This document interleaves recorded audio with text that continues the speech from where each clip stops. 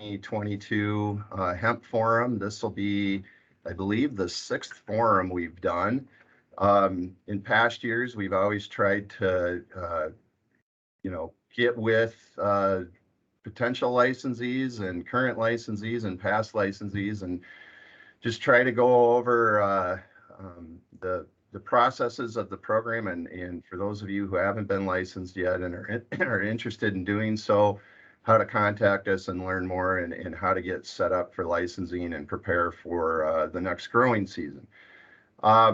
In past years, we've either done this in person or we've obviously last year we had it virtual. This year we've made it a little shorter than normal because of the Northern Hemp Expo that was held in Fargo a month ago. And I know a lot of our Minnesota growers, at least certainly on the western side of the state, made it out there to that. And we talked about a lot of the same issues. So we're going to have about 3 hours today with you all. I think we have about 400 people registered, and that's a logistic hard for us to open it up for more, communication like we would in person. So I would ask everyone to please put your questions into the chat. There's obviously a lot of people here. We'll try to answer all of them during the session here, but if we don't get to them all, this will be recorded and we'll try to get to the questions after the meeting too. So we want to make sure we get to all of your questions, but feel free to ask in the chat as we go along. And that'll be good. This is also being recorded, and all of the presentations and the recording will eventually be posted on our hemp program website, hopefully within a couple weeks here, if not sooner. So give us some time to get that all put up and ready to go. I've got the agenda I'm sharing right now. I just want to highlight the main things we're going to talk about. We'll have the commissioner here in a second. Then we're going to have Katie Muschler talk about the hemp program licensing and the overall specifics of what you should be prepared for this year and expect. Then we're going to talk about risk-based sampling and try to give you a perspective, with the new Farm Bill and the resultant new federal hemp law. It allows us to look at a risk-based approach to testing and sampling fields, and we're hoping we can do that more on a random level based on risk. And so Denise Theed is going to talk about that.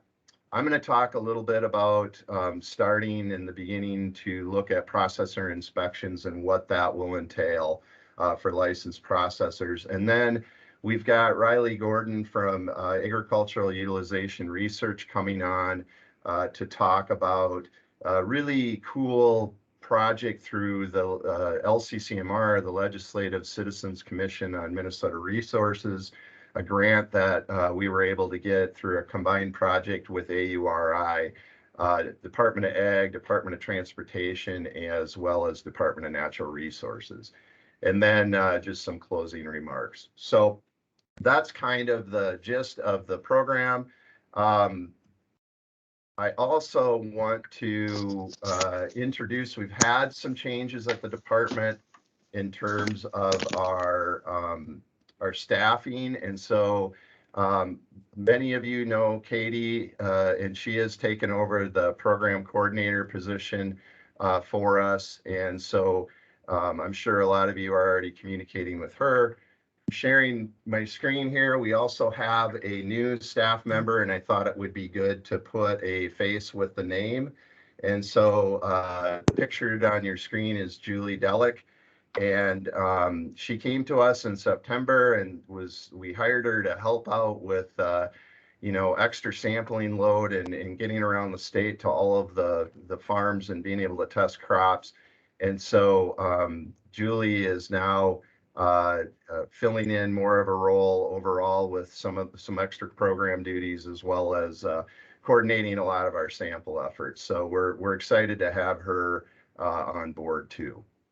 So with that, we'll get the agenda going here, and The first person I'd like to introduce is Commissioner Peterson, and before Commissioner Peterson starts, he's had a long history with hemp, even prior to the passage of the Industrial Hemp Act in 2015. Tom was at the Minnesota Farmers Union supporting that bill. So Tom has been a very avid supporter of hemp and our hemp program or since the beginning of this program. So without further ado, I'll hand it over to you, Tom. Well, thanks, Tony. And I had switched to my phone here. My laptop just restarted as I was getting ready to do this. And you're right. It was, almost 20 years, 15 years we put this bill forward to start a hemp program in Minnesota, and it took that long to come forward with that. So I just want to thank everybody for attending the annual Industrial Hemp Forum. Today we'll hear more about the accomplishments and challenges we faced in 2021. Last year's drought impacted most Minnesotans, including hemp growers. Unfortunately, about 5% of the hemp acre lots that were grown in 2021 were destroyed due to drought and disease conditions. That's why we do feel a drought relief package is necessary in this legislative session. We're working with legislators to pass this early to get assistance out there to those who need it. Although acreage grown for hemp in 2021 was lower than previous years, we did find some positives. Minnesota is still one of the leaders in the amount of acres harvested. Minnesota came in third in the number of acres harvested in 2021, following Colorado and Montana. We saw over 2,000 outdoor acres and 319,000 indoor square feet planted last year. There are exciting things happening for the hemp industry in Minnesota. We continue to see investments in processing and marketing across the state. Later this morning, we'll have a feature presentation by AURI highlighting the new project funded by the LCCMR to use hemp fiber as a replacement for plastic products used in roadside vegetation restorations. This is a joint research project led by AURI and sponsored by the Department of Transportation, the Natural Resources, and MDA. Although the project started last summer, there are already promising things to talk about. And we'll talk about a new risk-based approach to sampling hemp crops. Now that we're seeing some hemp varieties becoming more reliable as far as THC content, we are looking to sample only lots that have the highest risk of failure. This approach has been approved by the USDA in our state plan. This year, MDA will also begin conducting inspections of the raw hemp processors. We're hoping to use the next 2 years as a time to learn more about the processor operations and how regulations play a role to benefit the industry.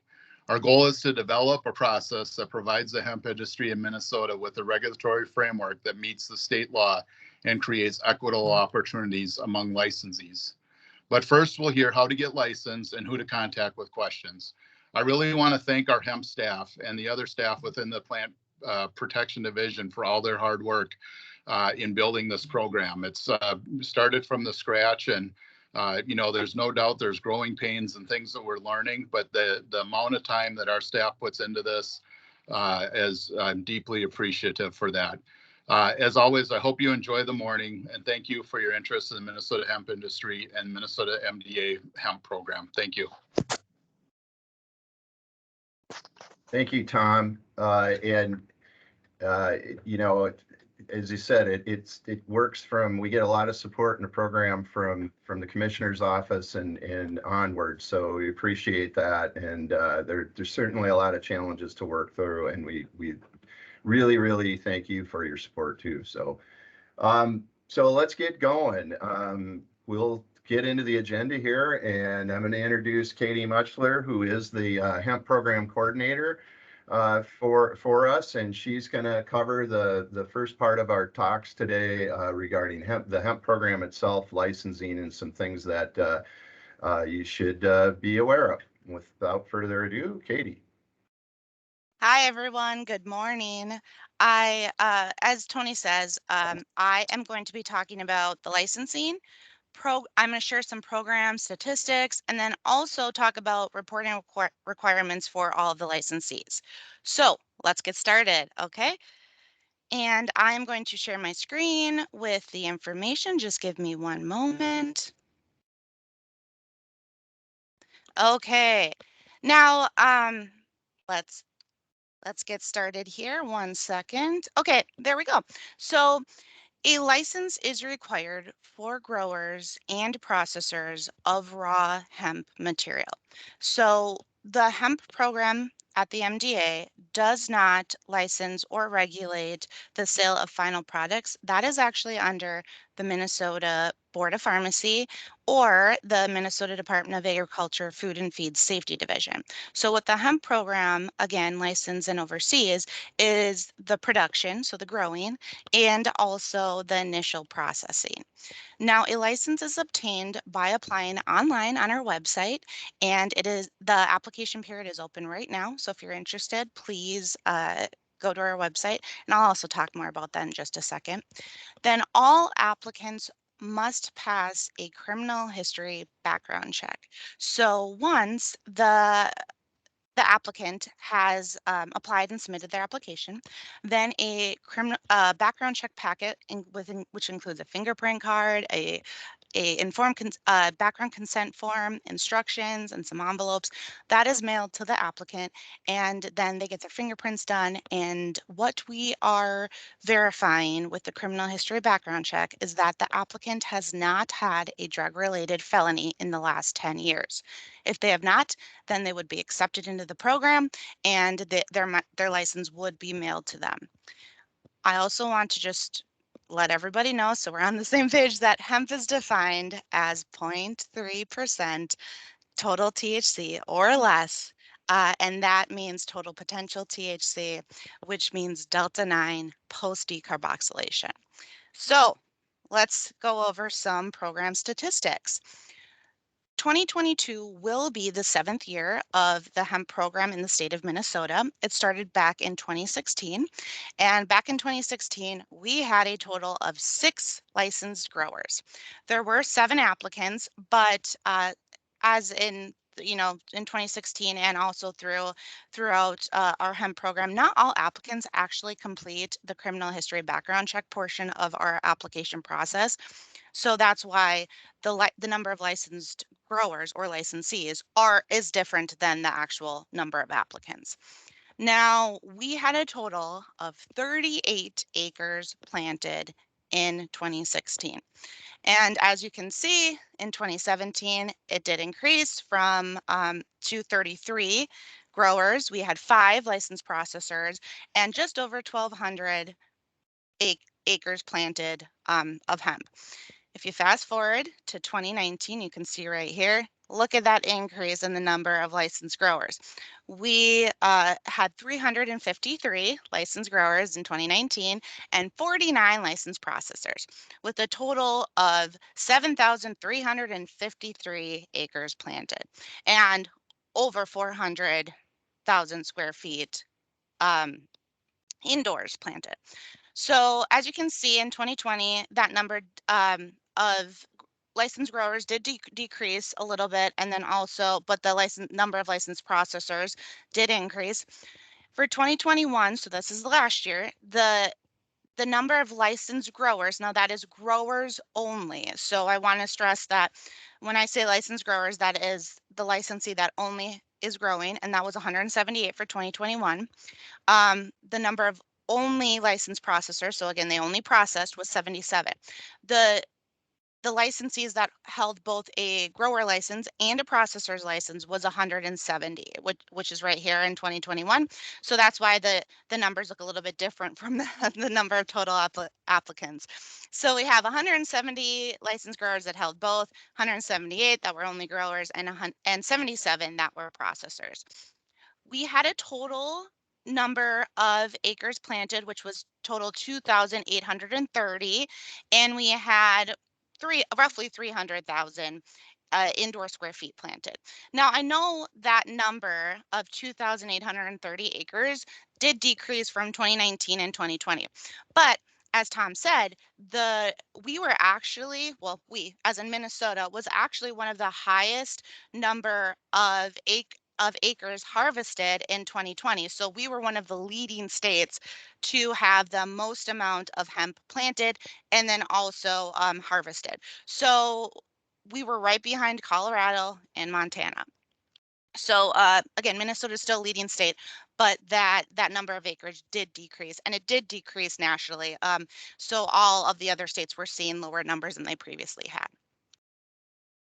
Now I want to go over the percent of acres that were planted for, I separated them into 4 different types of hemp varieties. So how I separated them is grain, fiber, and then cannabinoids, I kind of broke out a little bit and I did CBD and then CBG. So for grain, if we go all the way back to 2016, you'll see I divided it by year and separated it by that year. 2016, we had 94.7% of the acres planted for grain, and then just over 5% were planted for fiber. In 2017 and 2018, you see that the vast majority of the acres were planted for grain. And then in 2019, you see it switch. So you'll see that in 2019, we had 25.2% of the acres planted for grain and 74.4% planted for CBD. In 2020, CBG kind of came on to the scene and we had 4.7 acres planted for CBG, 48 acres planted for, 48% planted for grain, and 38.6% of the acres were planted for CBD. In 2021, you will see that we had 39% of the acres were planted for grain, 52% were planted for CBD, CBD, 3% for CBG, and 6% of the acres were planted for fiber. A lot of you that are attending do have experience with hemp and know the difference between how you grow the different hemp varieties, but I did include pictures on the sides of this table here to help you see the difference. So the top left picture, you'll see that is an example of a grow for CBD. So that has CBD varieties in it. CBG, you can see, is the top right picture. Then if you go down to the bottom left, you can see a typical grain field. And then the bottom right is a typical fiber. So again, bottom left is grain and then bottom right is fiber. Now I want to talk about the average yields we saw for last year, so 2021. For grain, it was 567 pounds per acre. For fiber, it was 1 ton per acre. CBD flour was 273 pounds per acre, and CBD biomass was 611 pounds per acre. I know these numbers might not mean a lot to you per se, but the main takeaway that I want everybody to understand is that the average yields for 2021 were lower than in 2020. And as Tom mentioned, that we had about 5% of our hemp lots destroyed due to drought or disease conditions. So we did see basically we had lower yields than the previous years. So now I want to talk and focus my attention on 2022 and this year. So as of yesterday, we have 141 applicants. So that means that we had 37 new applicants that have never applied for our program and 104 people that are returning and are renewing their license. As I explained before, that the application is available online and pretty much on any hemp-related page at the very top of the page, so you can find it. There's a link there. The application period opened at the beginning of November of 2021 and will continue to be open until April 30th of this year. So if you are interested in growing or processing hemp, please apply before April 30th. We will not be accepting late applications after that point. And basically for the application, so most people know, again, it's available online. If you don't have access to a computer or anything, we do have a paper application form, and I can definitely send that out to you. And with the application, what we're looking for and collecting is basic contact information, what type of license category you are interested in. So if that is a grower, processor, or both. And then you would actually need to provide the growing and or processing locations at the time of the application. So we do ask that you actually put that information on a map so that we have all that information and therefore can expedite the sending of your license once we receive the criminal history background check if you are a new applicant. And then at the very end of the application process, you pay the license fees. You hit submit, and then it goes to me, and we take the next step. So let's go over the license fees for 2022. So for a grower category license, you the license fee is $400. And it starts there and then it goes up depending on what you would like to do. So the breakdown of that grower license is $150 for the license fee, and then $250 for each for a location fee. So again, the grower license for one location is $400. Let's say you have two locations, it would be $150 for the license fee, plus $250 for the first grow location, $250 for the second grow location, totally $650. So depending on how many locations you have, the license fee it basically reflects that. Now for the processor's license, it starts out at $500, and the breakdown of that is $250 for the license fee and then $250 for the location fee. So again, the processor's license for one location is $500. If you have two locations, it would be $750. So that's $250 for the license fee and then $250 for each location fee, and totaling $750 for two locations. So again, each location is $250. This year for 2022, we are not including a THC testing sample in the license fees. All licensees that are growing will be invoiced for each sample that we take for THC testing. The fee for the THC testing, each sample will cost $100. So that will be invoiced to the licensee after the sample has been taken. And again, the fee is $100. So each inspection beyond the first one, the first time we come out, would be $250. And then if you were to change anything about a license or anything, there is a license change fee of $50.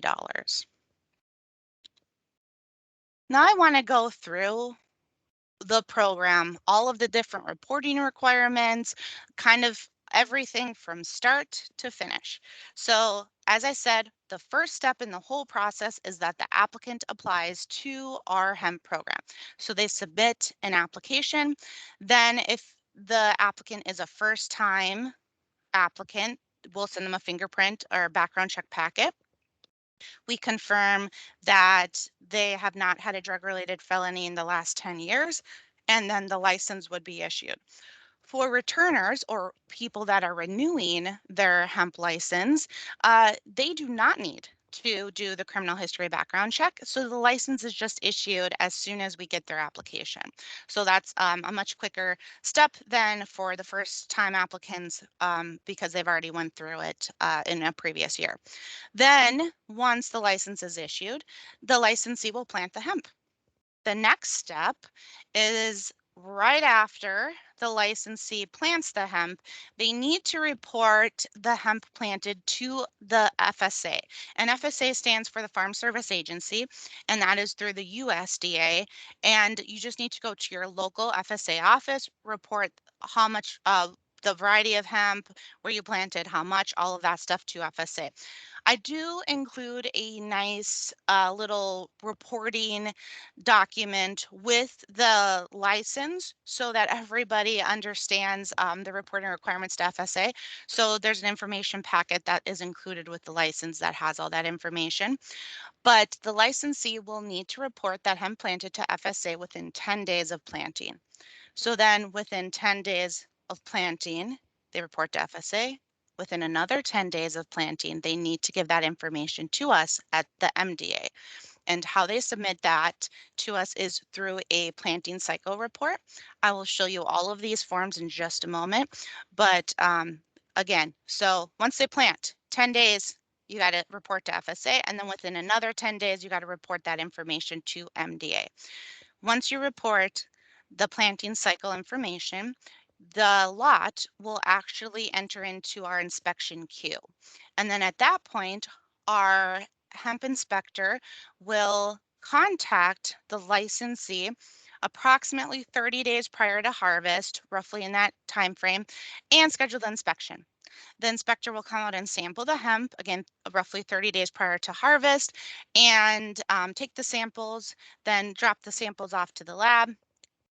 After the the inspector samples it, the licensee will receive a harvest report form that will be emailed to them or mailed if they don't have access to an email. And they will submit that harvest report form. Again, I will go over all these different forms. So I just want to go through the overview of the process at first. Now, once they submit that harvest report form and everything, and we get the test results back from the samples, the MDA will issue a Fit for Commerce certificate. That Fit for Commerce certificate is basically the stamp of approval saying that that lot of hemp is legal hemp and can enter into the stream of commerce. So that is issued for all lots that pass and meet the legal definition of hemp. If there were to be a lot that tested above that 0.3% total THC threshold, then a non-compliance letter would be sent to the licensee, and that would include additional information on the next steps and what would need to be done to that hot lot. Once the MDA issues that Fit for Commerce, though, to the licensee, then the licensee harvests the lot. And that's basically the program in a nutshell. So here is an example of the hemp program license. Now the license is good and valid for 1 calendar year. So for 2022, it would be good for starting on January 1st and then expire on December 31st of 2022. So each year the hemp grower or processor would need to renew their license. The license includes a license number, the business or primary applicant's name, and then mailing address and all that. Then at the bottom, it would list the specific grow location information and or processing location information. So this is what would be mailed to the licensee that tells them that they have been licensed with our hemp program. If our licensee wants to make any changes to their license at all, they can do so at any time during the year. And that includes adding locations or a different license category type or anything like that. All they need to do is submit a change request form, which is available on our website or also by request. So if you want to send me an email, I'll send it right to you. And you just fill out that form. Very simple. And then you would have to pay any additional fees that apply. So for example, if you wanted to add a location, you would pay $250 for that additional location fee. And then there is also a $50 change fee that is assessed as well. So again, you can make changes to the license at any time during the year, but we tell our both our growers and processors to not grow or process hemp in a new location until you have registered it and received your updated license. Now I want to go over the FSA or Farm Service Agency reporting requirement part of the hemp program. So once you plant the hemp, or the licensee does, they will contact the local FSA office, submit the information to them, and receive an FSA 578 form or 578 report of commodities form. Now with that, that includes some very important information that they will need to then report to us at the Minnesota Department of Ag. So it has a farm number, which you can see highlighted in yellow at that top of that form.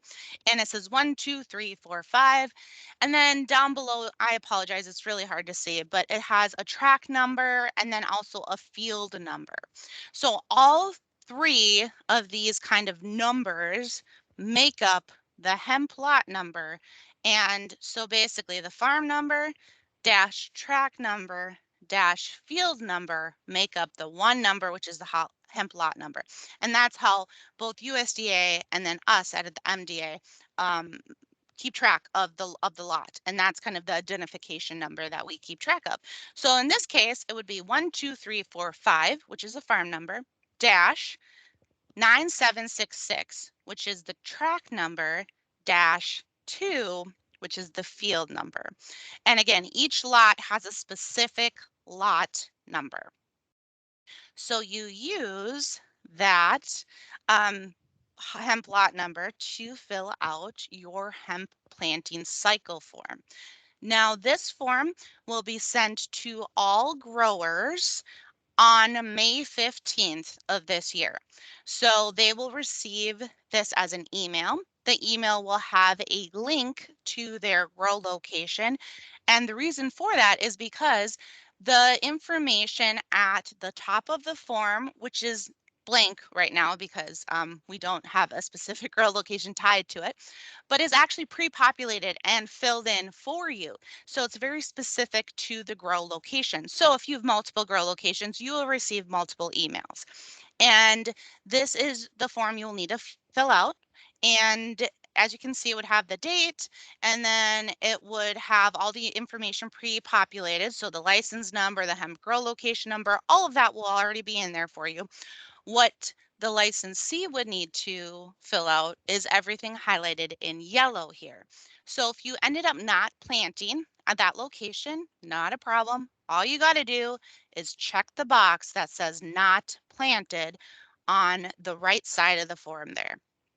So if you haven't planted, that's all you got to do is check the box. You don't need to fill out anything else. But if you did plant, then you obviously would not want to check that box, and you would want to put in the actual square footage if it's an indoor location, or the actual acreage for an outdoor location.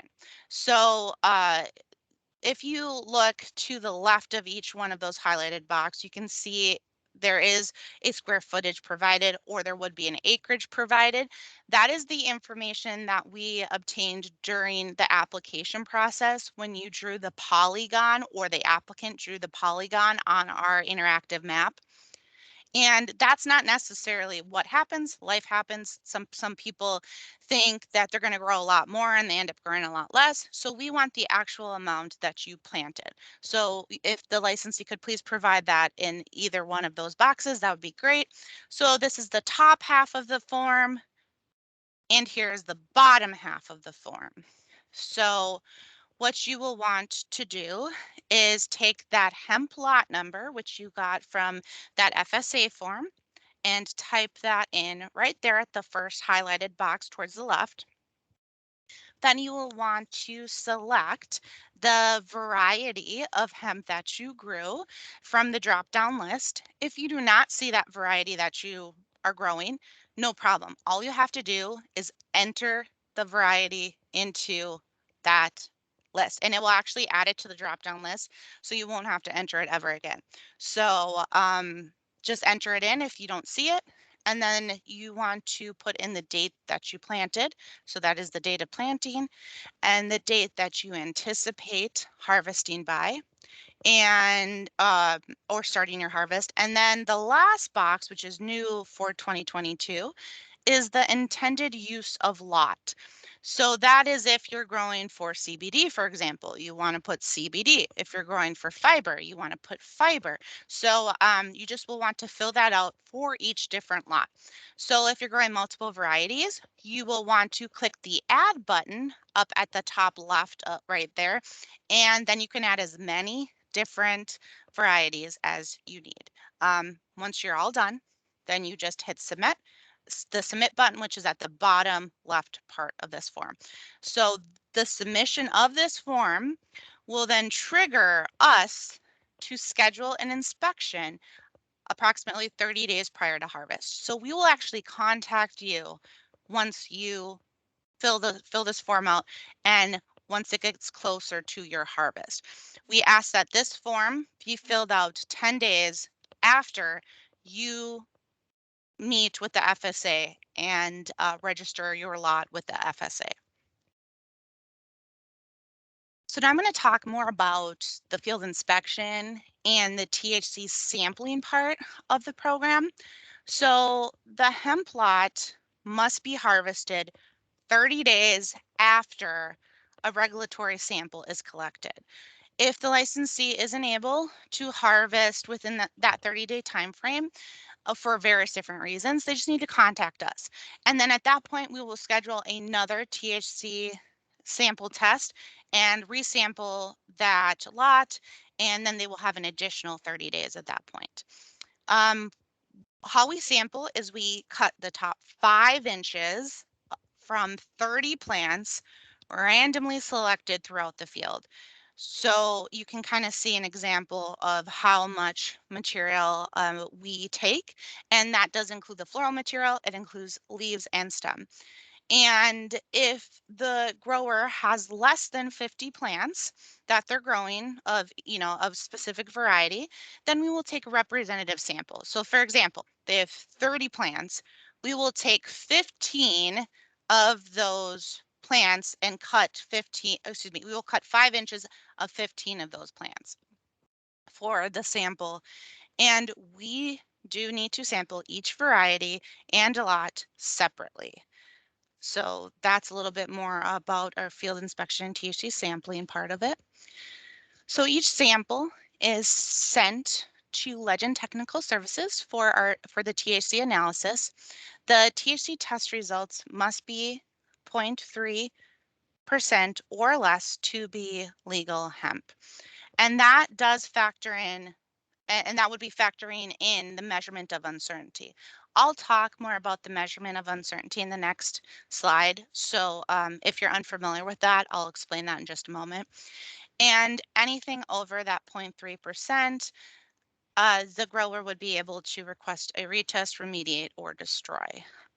So there are other options, and I'll talk about the non-compliant part of it a little bit later in my presentation. So now I want to go over that measurement of uncertainty. So what that is, it basically, it provides a THC test result range that factors in the lab and the sampling variability. So let's go over an example. Now, the first example, if you look at it, you'll see the sample number is 001. The variety is autoflower. Now, the total potential THC is 0.306%. Now, that is the total potential THC. Now, the total potential THC has also a range with the measurement of uncertainty. So again, that factors in the lab and sampling variability. So the lower value of that measurement of uncertainty is 0.231%, and the upper range or the higher value of that measurement of uncertainty is 0.381. So what we need in order for this sample to pass is that 0.30 needs to be within the lower and the upper range. So as you can see, it's 0.231, 0.30 is right in the middle there, and 0.381 is a higher range, but 0.30 is in between these two numbers. Therefore, the sample passes, even though technically it's above that 0.30 total potential because we're factoring in the measurement of uncertainty. Now, if we go look at example number 2, you see that the sample number is 002, variety name is cherry. The total potential THC is 0.434. Now, the lower range or the lower value with the measurement of uncertainty is 0.359. The upper value with the measurement of uncertainty is 0.499. Now, 0.30 is not in that range. It would end up right over here. Therefore, the sample fails because it is above 0.30. So if anybody has questions about this, I have no problem talking to them about this and explaining this further. But I just wanted to go over the measurement of uncertainty because that is a big part of our test results. Now I want to talk about the hemp harvest report form. This was new for 2021. Since it was brand new, we asked that a lot of our licensees submit it if possible, but we're not, holding them accountable if they weren't able to get to it. And for 2022, this is a form that needs to be filled out. And I highlighted a sentence right there in the middle of this form here. It says, you must submit this report to the MDA not more than 30 days and not less than 5 days prior to your intended harvest date. So we basically want to know if your harvest date has changed at all. This is the purpose of the form. So we need to know, we need this form submitted back to us. Again, not more than 30 days, but not less than 5 days prior to your intended harvest date. And this form would be sent to you or the licensee right after the sample is taken, and it would be emailed to the licensee, and they just have to fill it out. It's electronic form, super simple. What the licensee would need to provide is the date that they filled the form, which is right here, date, and this is the top half of the form. The bottom half of the form is right here. All of the grayed areas would be pre-populated. So the licensee would not need to fill out any of the gray information, only the highlighted information. And if they're harvesting the lot, then they just need to put the date right here of when they filled the form, and then the date they anticipate harvesting right here. If the licensee just ends up needing to destroy because they don't have a great crop or for various different reasons, then they will want to submit the date of destruction and then how much was destroyed. So either the acreage that was destroyed or the square footage that was destroyed, depending on if the location was indoors or outdoors. So if they're just harvesting, they only need to fill out 2 boxes. That's this date and this date. If they destroy, they need to fill out this information as well. So that is the harvest report form. And now I want to show you an example of that Fit for Commerce certificate. So this is sent to the licensee. If their lot passes, it has the licensee's information, the business name, the license number. It also has the results that we found for the lot. And so again, this is issued per lot that is tested. So some growers might receive multiple Fit for Commerce certificates. It has a sample number, the grow location information, the variety name, and as you can see, it will have the total potential THC with the measurement of uncertainty listed right behind it. So again, 0.30% needs to be between those two values. And if it is, then the sample passes and they get this Fit for Commerce certificate. Now I want to switch gears and talk about the unfortunate part of our program, which is a failure and are basically a hot lot, something that tests above 0.3% total THC. So for 2021, we had approximately 12% of our samples fail the initial THC test. That is very similar to the failure rates for 2019 and 2020. And 11 negligent violations were issued. Now, a negligent violation is issued for a lot that tests above 1% total THC. And if a negligent violation is issued, the licensee does not have an option to remediate. They would only have the option to have that lot retested or just destroy it. So the negligent violation is important because if the licensee receives 3 negligent violations in 5 years, they are not allowed to grow hemp for 5 years following that date of the 3rd violation. So it's very important because if they get that, it does really affect the licensee. So that's where 11 of the negligent violations were issued. Therefore, we had 11 lots that were at least above 1%. And those are the numbers for 2021. Now I want to talk about something that was new for 2021, and that is remediation. And remediation is an option for growers that have a hot lot, so that tests above 0.3%, but it is under 1%. So this is an option that they could still use their material, not destroy it, but they have to do a little bit of extra work. So what I want to go over is the two different remediation options that are available to the grower. Now, the first one is in that green circle you can see at the top of the page, where they have the option of separating and destroying any non-compliant flowers while retaining stalks, leaves, and seeds. So again, this is more geared to like fiber or grain type growers. Wouldn't really be ideal for any CBD or CBG type grows, but that is definitely an option. The second option is in that black circle, which would allow the licensee to shred the entire plant to create a homogeneous biomass. And so that would be more geared to the CBD production. Those are the two options. The licensee, if they were to have a hot lot, could choose one of those options. Now, both of them would need to be tested after the action has happened. So for example, if they chose the black circle option where they shredded the entire plant to create biomass, we would need to come out and sample that biomass mixture to verify that it meets the legal definition of hemp and test at or below 0.3% total THC. So basically, we still need to test to verify that it meets the legal definition of hemp after this action has happened. So either after they shredded it or if they removed all the floral material.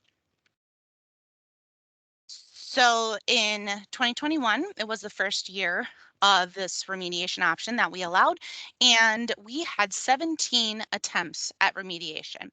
Of those 17 attempts, 65% of them were successful, which means that they were able to remediate and use that material. It tested at or below 0.3%, and they could use it for whatever they wanted to do. So here is an example of some of the remediated stuff that we have tested. So if you can see those blue totes, that is the the biomass mixture that was tested. And then we also had some growers actually wet bale the hemp, and you can see Tony taking a hay quarter and sampling that. And there's so many different options that we will work with the growers on how to remediate. So, but again, if you have any questions, please reach out. I'd be happy to talk to you more about the remediation option. So now I want to go over the records that a grower would need to keep and obtain for any seeds or propagules, clones, that type of thing that have been purchased.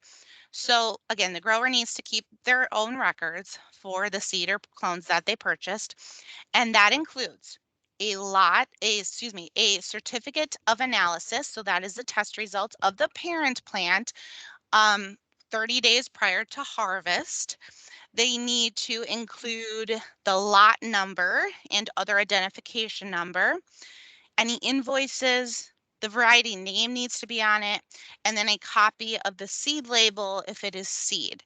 So this information needs to be collected from the company that the grower purchases the seed or the clones from.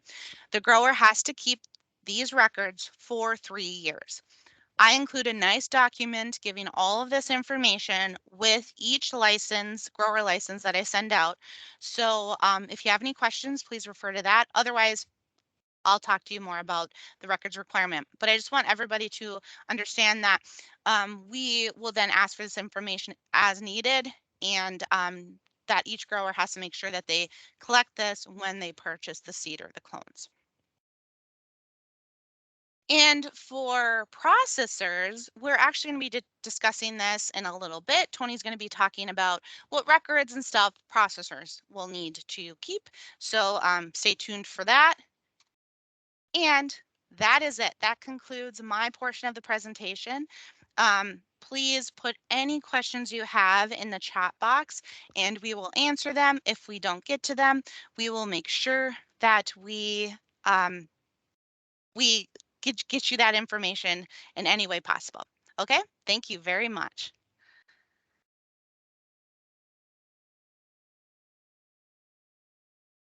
All right, thank you, Katie. Hopefully that was good, and hopefully there'll be some other questions in the chat. Katie, I've been trying to wear my fingertips to the bone to keep up with most of you, so hopefully we're getting all your questions. If we aren't, repost them. So we'll move on. There was actually some questions about, Denise, certified seed and why do I need to get sampled if I'm buying certified seed.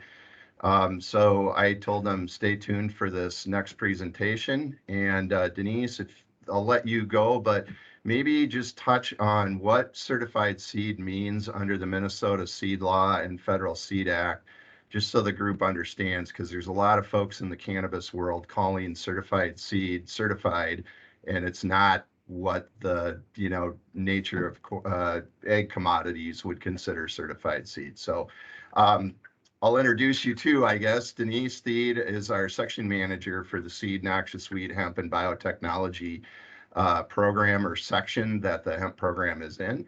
And she is the state seed regulatory official. So Denise. Thanks, Tony. And I will touch on certified seed as part of this talk. So I'm glad the question came up. So today I'm going to talk about a new approach that we took to deciding on which lots that MDA was going to inspect in 2021 and why we could adopt this new approach and what we're hoping to accomplish with this new approach going forward. So I'm going to start with a slide showing what is typical in most regulatory programs. So usually in established industries, and I'm just using the agricultural seed industry as an example here, usually a regulatory program only inspects and samples, a random or targeted set of samples or seed lots in the marketplace, but it's a small proportion of the seed that's available for sale. So you can see on average, we're inspecting 15 to 1,800 lots of seed for sale in Minnesota.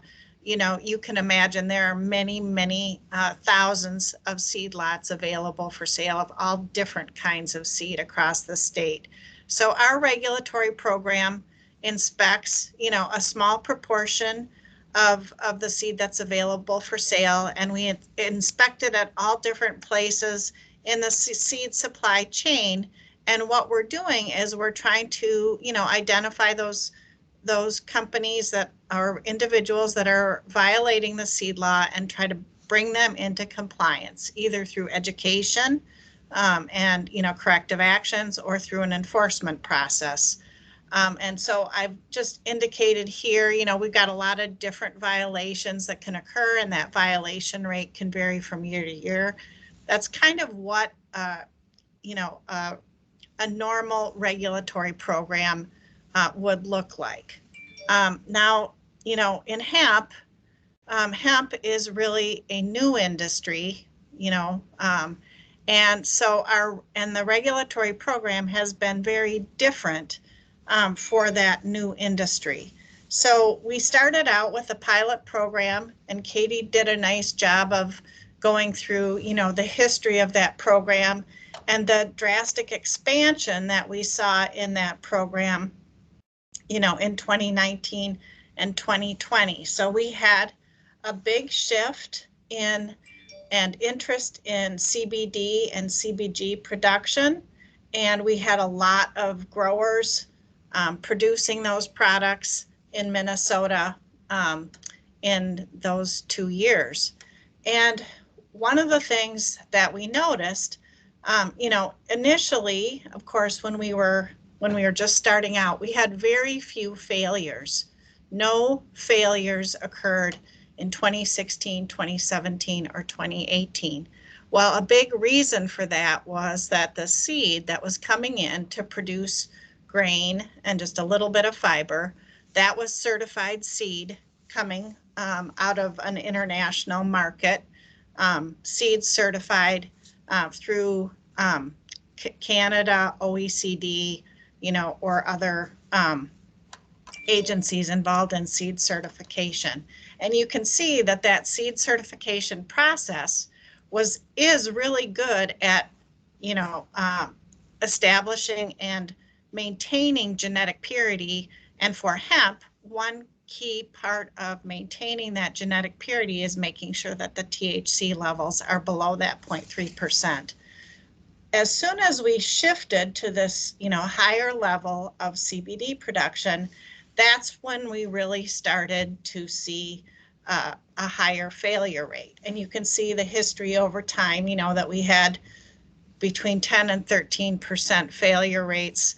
And this is largely due to the influx of a lot of varieties that were not well tested and stabilized, so like any new thing, you end up with things coming into the market that might not be fully vetted. In Minnesota, we took the approach of not limiting the seed supply. So we allowed, growers to purchase seed that was available. We didn't require that they purchase certified seed, because it just wasn't there for the CBD and CBG varieties that growers were interested in. So in that time period during the pilot program, we tested, we sampled and tested every single lot. We were required, to do that. So then we transitioned in 2021 to the USDA plan. And under that plan, we had the option to use a performance-based sampling approach. And what that means is that we're required to have a sampling plan that ensures that we detect 95% with 95% confidence any plants that are have a high THC within a lot. And that's why Katie talked so extensively about our sampling protocol within a lot. We're required to sample and test a significant number of plants in the population to make sure that we would detect any non-compliant plants in that population. And so our sampling protocol was reviewed by the USDA and approved by the USDA, and it involves testing a minimum number of plants and a maximum number of 30 plants in a population. Again, all of that is to get a representative sample to make sure that we have 95% confidence that our results accurately reflect the total THC in that population. The performance-based sampling also is directed at sampling lots in production. And so what it allows us to do is make decisions about which lots we at MDA are going to sample. And again, we have to assure in our program that we're going to have 95% confidence that we would identify any non-compliant lots. So what we did is we proposed a sampling plan that is where it's kind of a sequential model where we look at the risk first and we make decisions about what to sample based on perceived risk. And I'm going to go through what we're considering risk factors. And then after we go through the risk analysis, then we layer on a random inspection component to get us to a minimum of sampling 80% of the lots that are in production in the state. And so that's kind of a high level overview, and I'm going to go through a lot of these details in the next few slides. If you are interested in reviewing our sampling plan, all of the details are included in our state plan, which is available on the USDA website, and we have a link to it on our website as well. So what we do when we're making these decisions about which lots MDA is going to inspect, we first consider the grower. And we make decisions about whether we're going to sample that grower based on certain risk factors. And so if we have a new grower, somebody who hasn't grown hemp before, we would consider that a more risky situation, and we would plan to always inspect that grower. Also, if we have a grower who had a negligent violation in the past and is operating under a corrective action plan, then that grower would also be considered a risky grower, and we would be planning to inspect and sample their lots of hemp. And then, you know, if we had a grower that's also licensed to grow for a medical cannabis program, that would be considered a risky situation as well, and we would be sampling and inspecting those growers as well. So growers may not be inspected if they've been licensed for 2 years and they really don't have a history of growing non-compliant hemp. Then we would have a lot of confidence, you know, in their program. Also, if a grower has a sound quality assurance program, so they are actively monitoring the THC levels in their production fields and making decisions about when to harvest based on those THC levels, that would be another factor that we would consider, you know, allowing those growers to actually do their own sampling and testing. So that is our first cut. We're looking at growers. We're making decisions about whether we would consider a grower to be more at risk for a failure or not. And then the next step is to look at the actual varieties. So, you know, and I'm going to get into these varieties in a little bit more detail. But if we have, for example, a variety that's never been grown in Minnesota, we really don't know, you know, what its performance is going to be like. And that would be a lot that we would want to inspect ourselves. So, or if we have a variety that has had more than a 5% failure rate over the course of time based on a historical data, that would also be a variety that we would want to inspect. Again, I mentioned earlier that varieties that are approved by an official seed certification agency and are sold as certified seed, we would consider those low risk varieties, but varieties that are not approved would be considered higher risk. So seed certification is a really good process to ensure the genetic purity and the THC compliance in a variety. And so anything that is certified would be low risk.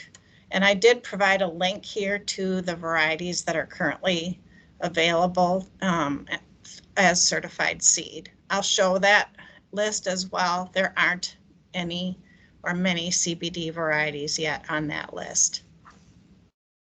So we've gone through the grower risks, we've gone through the risks for given lots, and here's where I want to highlight some information that we published on our website. I do want to share with you that we are going to be updating this in the next couple of weeks. We're just looking at the data we're incorporating the final data from the 2021 season into this analysis. So we will be updating this variety performance data that we publish. It is available on our website, and I've just highlighted, a section here for, I'm kind of picking on cherry. You know, there are a lot of variety names that include cherry. One of the things that I would suggest when you're completing your planting report is that you use the variety name that's on the seed label that you received. So don't make up a variety name, use the variety name that was provided to you on the label on the seed that you purchased.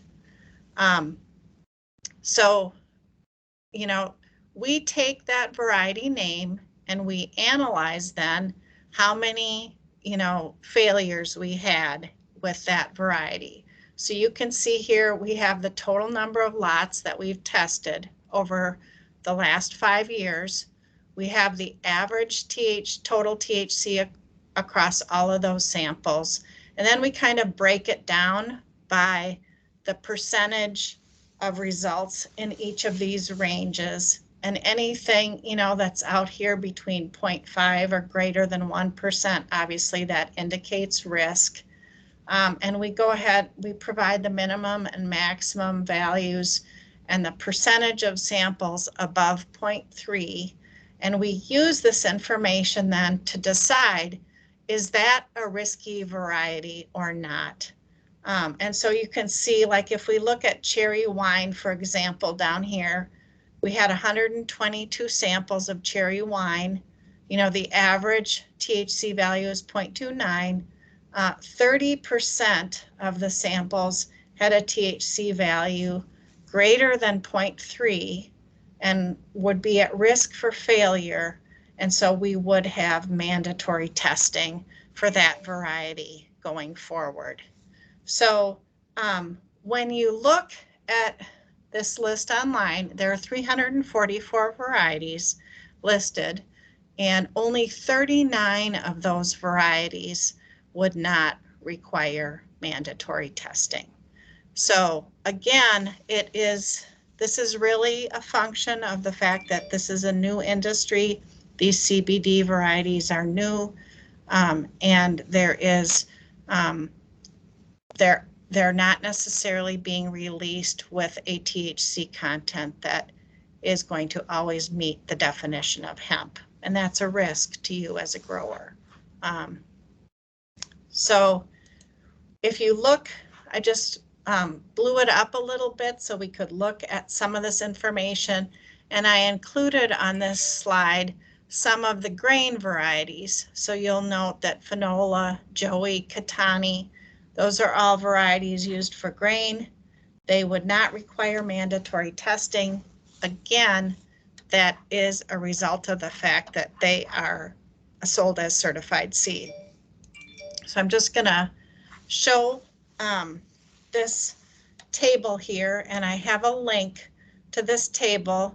I can't show the whole table on the slide, but it does show all of the varieties that are currently approved varieties for seed certification, whether it's through Canada, AOSCA, which is the American Seed Certification Agency, or OECD, which is an internationally recognized seed certification program. In Minnesota, Minnesota Crop Improvement is our official seed certification agency in the state, and they have hemp, a hemp certification program for varieties that are eligible for seed certification. And we do have some Minnesota growers producing certified seed. But again, one of the challenges, is that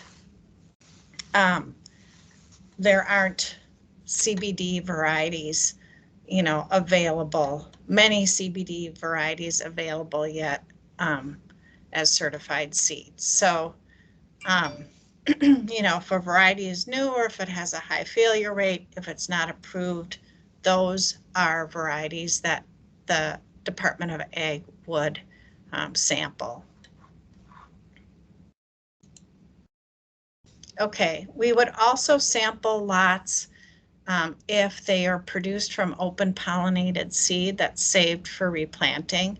Now, that's not always a legal option. Sometimes when you buy seed, there's a licensing agreement that you agree to when you open the bag that doesn't allow you to save seed from that variety. So that's something you want to pay attention to. But in the cases where it is legal, we would want to inspect those lots. Or, you know, if recreational marijuana does become legal in Minnesota, then if there were hemp production near a recreational marijuana field, we might need to also inspect that lot. So those are the risk factors that we've identified. And then, as I mentioned, after we go through the risk assessment process, then we would add lots to get us to a minimum of 80%. I'm going to show you that, you know, the risk factors alone are taking us well over this 80%, but the 80% was our way of proposing in the plan that we would be sure to catch non-compliant lots. So we're not going to have a problem with that right now, based on the data I'm going to show you next. But in the future, this gives us an opportunity to adjust this value of what percentage of the lots would we inspect, and kind of track that as the industry matures, you know, we may be able to inspect less. So here's how things played out in 2021. And, you know, we had 13 new growers, so a small percentage, you know, about 3% of our growers were new growers. And so those were lots that we planned to inspect. We didn't have any growers operating under a corrective action plan in 2021. So that did not add any, you know, risk levels to our plan. The two main contributors were that we had 196 new varieties being planted in Minnesota. So like 44% of the lots that were grown in the state were grown from varieties that had never been planted here before. So those were all lots that we needed to inspect. Then we had 176 varieties where we had flagged those varieties based on performance. Again, about 40% of the lots that were planted. So if you look at this, that, you know, about 80% of the risk really comes down to the seed and the varieties that are being sold and the performance of those varieties in our state. And that's really what drives the risk. And you know, for those of you who have been in the industry, I think this is familiar. And, you know, that is a risk that growers are taking when they're growing hemp in the state. We did identify 33 lots as low risk lots, but we had growers that had both high risk and low risk lots. So we were already going to their locations. And so we ended up just inspecting those lots along with the high risk lots that were there. So at the end of the day, you know, we sampled 99% of the lots in production in Minnesota. We want to see this number come down, you know, but again, that number is only going to come down when the genetics are more stable and when the industry is more established. So we're hoping for that. I mean, that'll be good news for everybody. So, and Katie went through these compliance results, but I did just want to cover those again. You know, we had 13% of the lots fail. So we had 69 failures out of the 520 lots that we tested. All of those failing lots were for CBD production. So we didn't have grain or fiber varieties failing. This was really comparable to what we saw in 2020, where we had a 10% failure rate.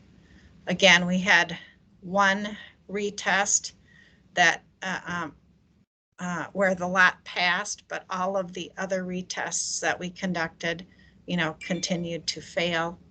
And Katie talked a lot about remediation. Remediation is allowed up to 1%, but anything over 1% cannot be remediated. So of the 17 lots where they attempted remediation, 11 were successfully remediated. So that's a really good outcome. We'd like to, see more of that. Having a remediation be a good alternative to crop destruction. And so then I've just highlighted in red here that, we had 23% of the lots were greater than 1% and they had to be destroyed. And these growers were issued negligent violations for those failures. That is not something that we want to see. We know it's not something that growers want to see. And so finding a way to reduce those levels is really, really important. And so I've got some recommendations I'll make at the end on things that you can consider. Our regulatory process, we've flow charted the whole regulatory process. It's challenging. We're giving you as many options as we possibly can. So, if everything works great, if we, sample your variety, your lot, and that passes and we issue the Fit for Commerce certificate, that's what we want to have happen. But if for some reason that initial sample fails, we have a lot of different options that can be followed. So one is you can retest. You saw already that, the retest is probably not going to result in a change to the outcome for that lot. And so then if you want to move forward with remediation, then we've got options for remediation and what we can do there.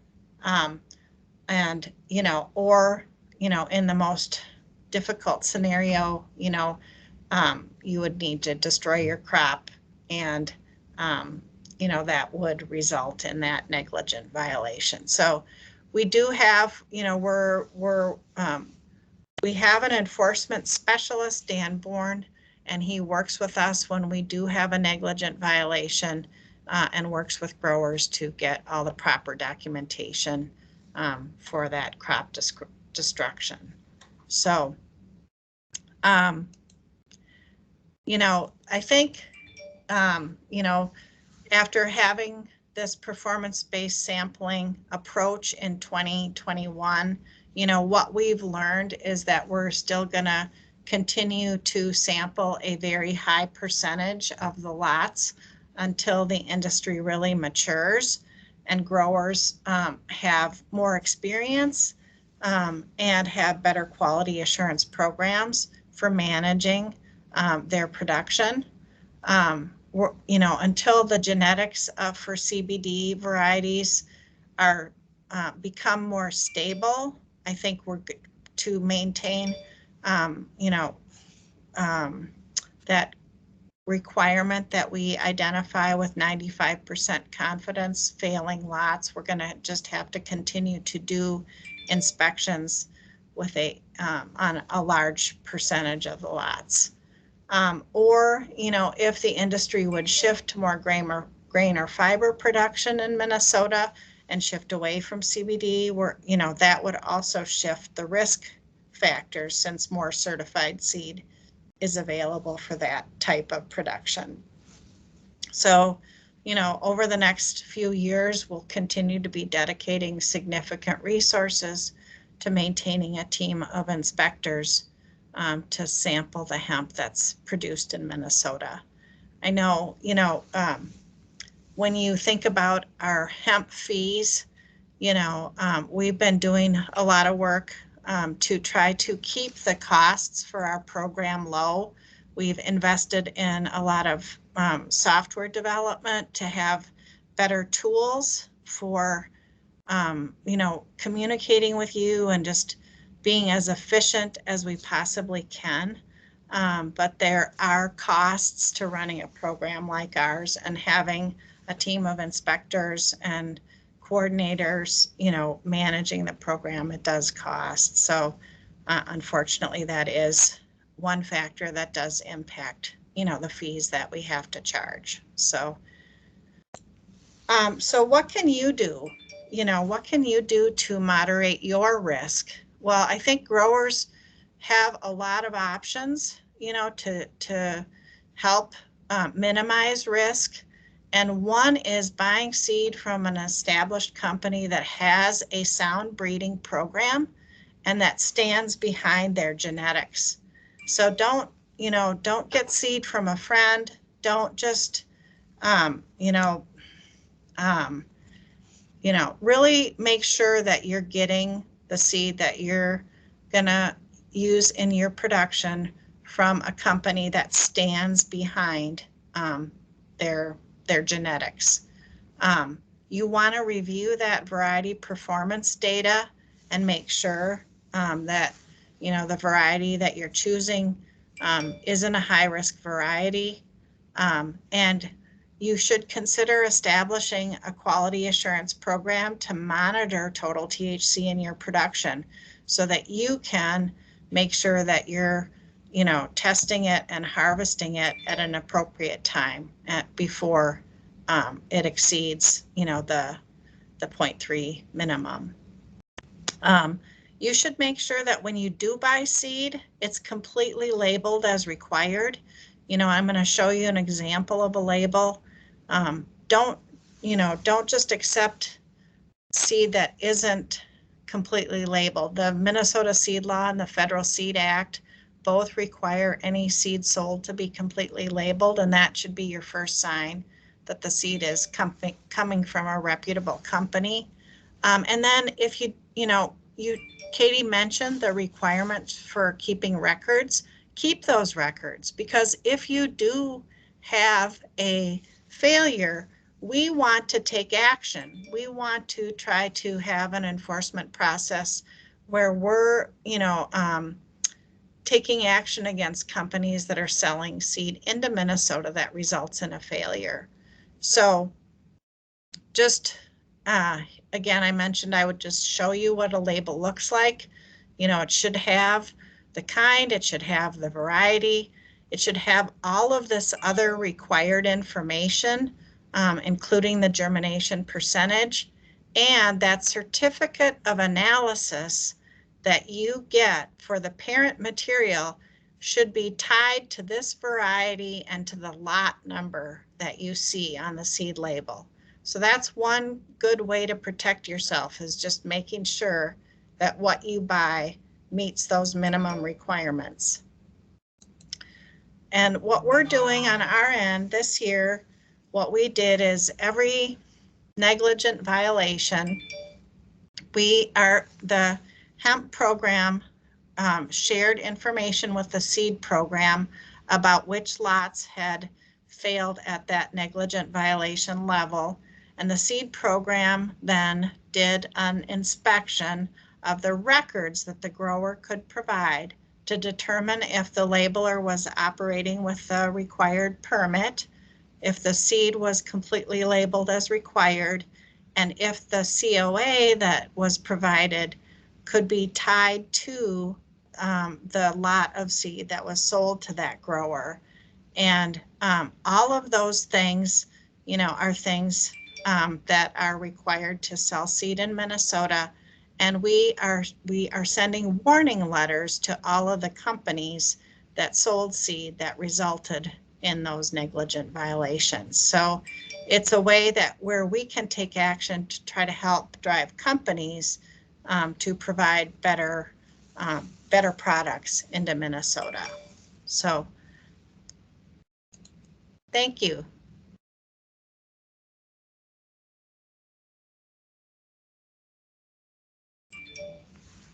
Thanks, Denise. I've got a couple questions I don't want to answer in the chat that I thought we could just go over now. One of them, Joshua had asked about, can growers produce their own seed? Can you maybe go into that a little bit?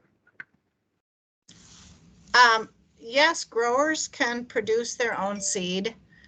You know, I didn't talk about, you know, we do have, for somebody who's doing research and breeding, we have a different type of license that we offer.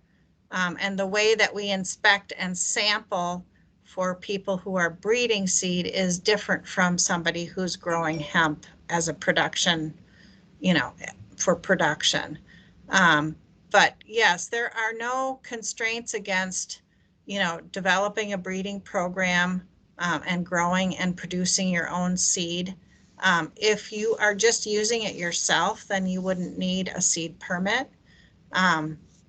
But if you're selling that, then you would need a seed permit and you would need a whole quality assurance testing program around labeling and selling that seed material. My one caution is that if you're growing seed, you want to make sure that you have the legal authority to grow seed. You know, some varieties are protected varieties, and you need the variety owner's permission to grow and produce seed of that variety. I hope I answered that, Tony.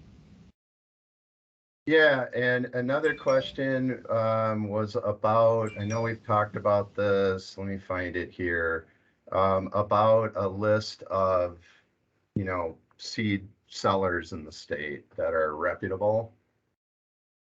Well, so any company that has a permit to label seed for sale is listed on our website. All of our licensees are available on MDA's website, and you can search that website to see if a company is permitted to label seed for sale.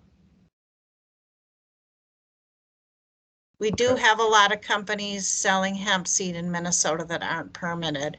And that's something we're really working to try to get those folks into compliance. So that is a good place to check, because a company, you know, most companies know that they have to have a permit to sell seed in any state.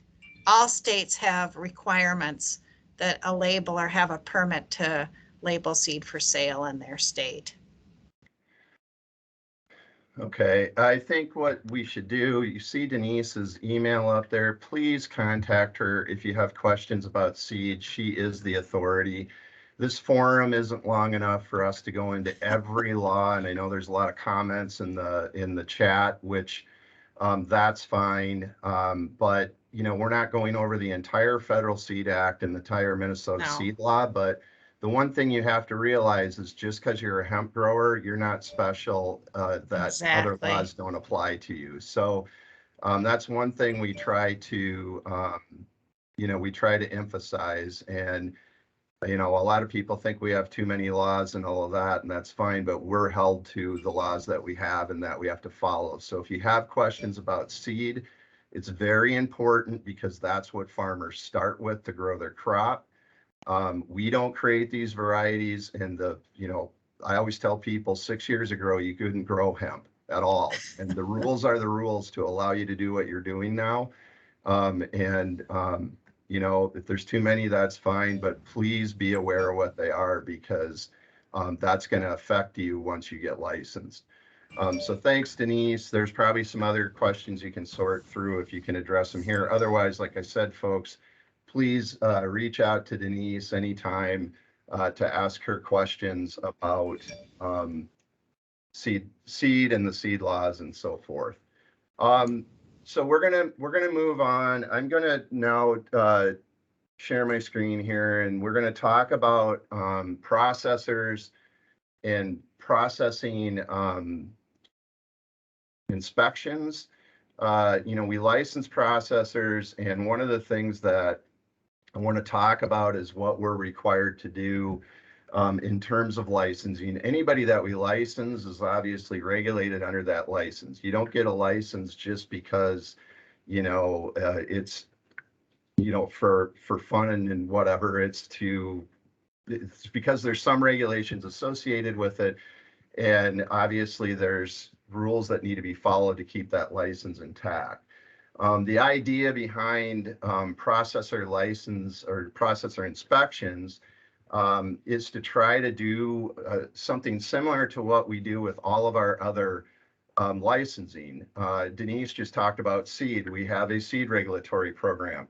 People don't like regulation until they need it. So if you're a farmer that buys seed, for example, and there's a big label on that bag that says, hey, the germ is going to be 90%, and this is the greatest seed ever. You put it in the ground as a farmer and pay high bucks for it, and nothing comes up. That's a problem. And who are you going to go after? The seed regulatory program, for example, allows us to sample seed out there. We don't get to everyone, but our presence is felt, and it creates a level playing field so that the farmer at the end of the day can hopefully trust what the label says on the bag. And that's the same concept that we're looking at here for raw hemp processors. The one thing I want to point out before I get going is that, this is not something that that we're looking to enforce. We're looking to get as much information from the processors that are licensed by us and out there and what they're doing so that we can get a better understanding of that aspect of our industry. Obviously, over the last 6 or 7 years of this program, we've really been focused on the growers. And it's not like we haven't paid attention to the processors, but processing is one part of this industry that is probably developing the quickest, and where a lot of pretty neat and really interesting, innovative things are happening, and it's happening right here in Minnesota. So I want to just show you there. Obviously you all know Chapter 18K. That's the Minnesota Hemp Act. And then we also have administrative rules for that. That's Chapter 1565. Those rules were finally published this summer, but they are basically cut from our USDA approved plan. So our state and federal law requirements are tied together now through state law. And we wanted to make sure that a lot of people have pointed out in the chat that there's too many rules and there's a lot of rules. And whether you agree with that or not, there are a lot of regulations that need to be followed, and we're trying to keep them as condensed and concise as we possibly can on our end. It's not easy for us to keep track of all of these requirements either sometimes. The other thing I want to point out is that we get audited by USDA. So a lot of folks think, oh, well, I'll just call the MDA and tell them they need to change their process. That's not the way this works. Hemp has always been defined federally. State law follows that definition, and the rules and regulations trickle down from the federal government to us. And so we are operating under a state plan that they approve, but both Chapter 18K, our authorities, in Chapter 18J, and these rules under Chapter 1565 for hemp are all related into our USDA plan also. So to go into what gives us that authority under Chapter 18K, the hemp law, you have to be licensed to grow or to process hemp. We're actually making a change to this law that you're looking at to take out the word commercial. When this law was written in 2015, it predated the 2018 Farm Bill, which is now law, and federal law trumps state law. Federal law says that in order to grow industrial hemp, or to grow hemp now as they define it, you need to have a license anywhere in the United States. So we're trying to update this definition, but it is a requirement under state law to be licensed for growing and or processing. There's some terms here that get confusing to folks. We define a marketable hemp product. The thing that gets confusing to a lot of people is there's different entities or divisions within the Department of Agriculture. Yes, we are the Minnesota Hemp Program, but our main charge is to license processors and growers. and to oversee regulation of those laws. We also have our food division, we have our pesticide and regulatory division, and all of those laws, and we just talked about the seed law, which happens to be in also within the group where the hemp program is. Those laws still apply. That's farming. You know, like it or not, those are the laws that are on the books. The department doesn't make those laws. Those are made by elected representatives. And so one of the things the hemp program wants to emphasize is that we're focused on the growing of hemp and the marketing of raw hemp. And what does that mean? It means, you know, hemp, the plants, parts of and whatnot that are harvested from the field. We are not involved in the manufacturing, marketing, and sale of products. That is not what we do or what our authority gives us any authorization to do. So a marketable hemp product is any hemp product that's not a living plant at that point, and it doesn't contain THC above the acceptable 0.3% level. Processing is obviously rendering of any raw hemp from the field.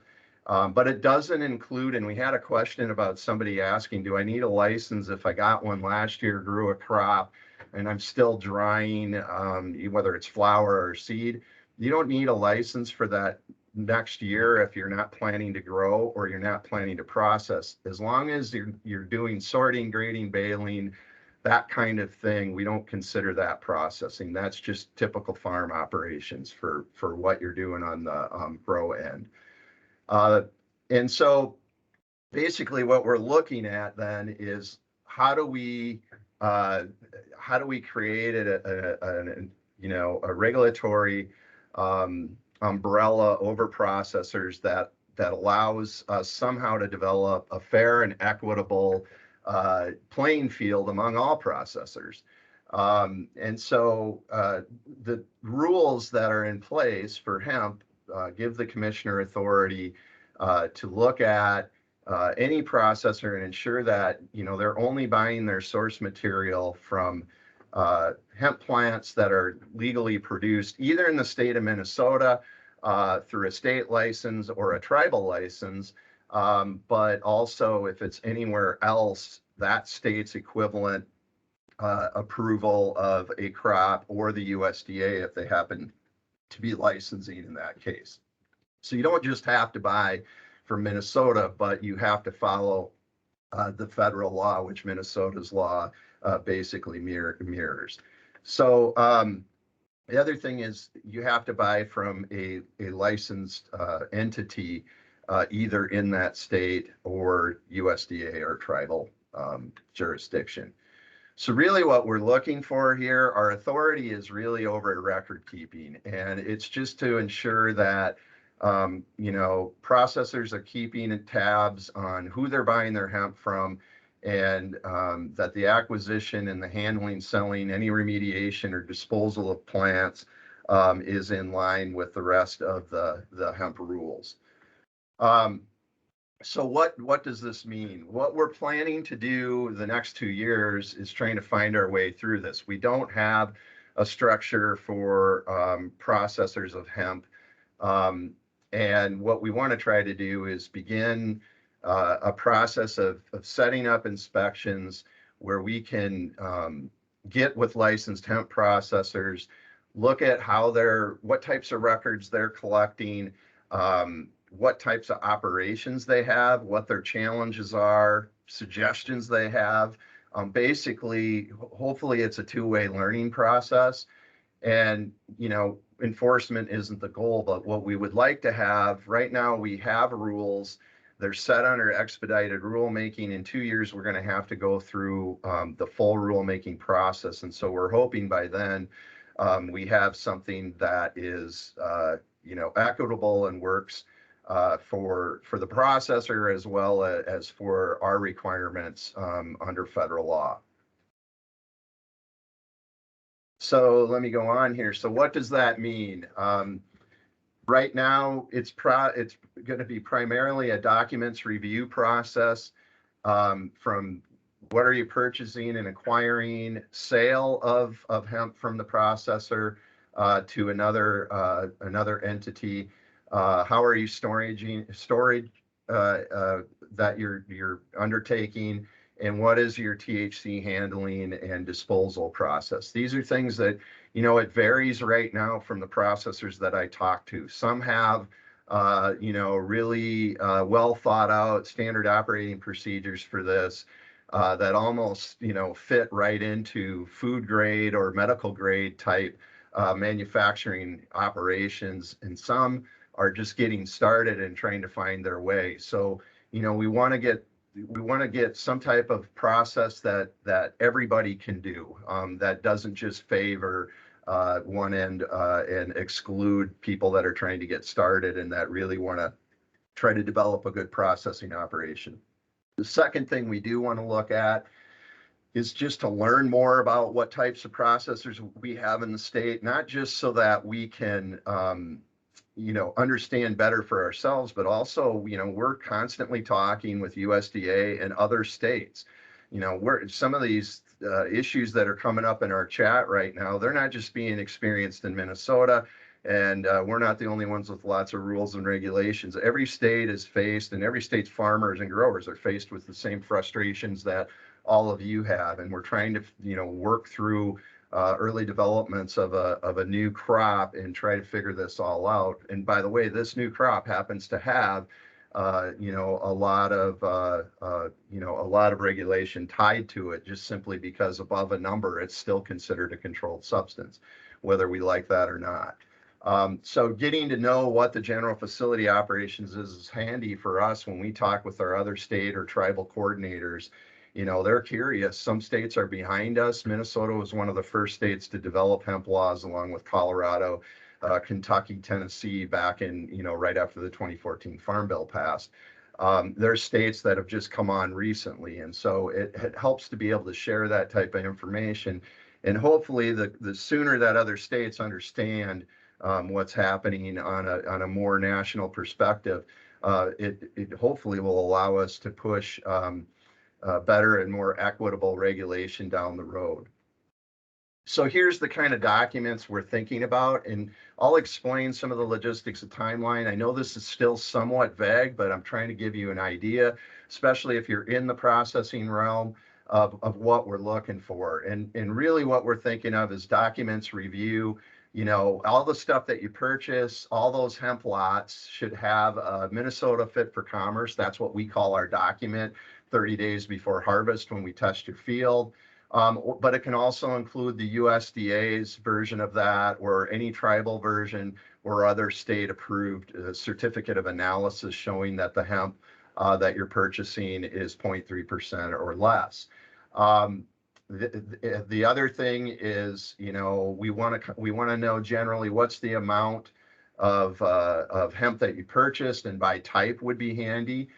So we have a handle on how much fiber, how much grain, how much flour is actually being grown and harvested and sold in a given year. And then the amount processed, again, by type. What have you sold? Amount sold by type. And that would include not just the fiber, grain, and flour, but also the extract and any finished product. Again, just to give us an idea, what are our Minnesota processors doing, and what type of impact are they having on the industry?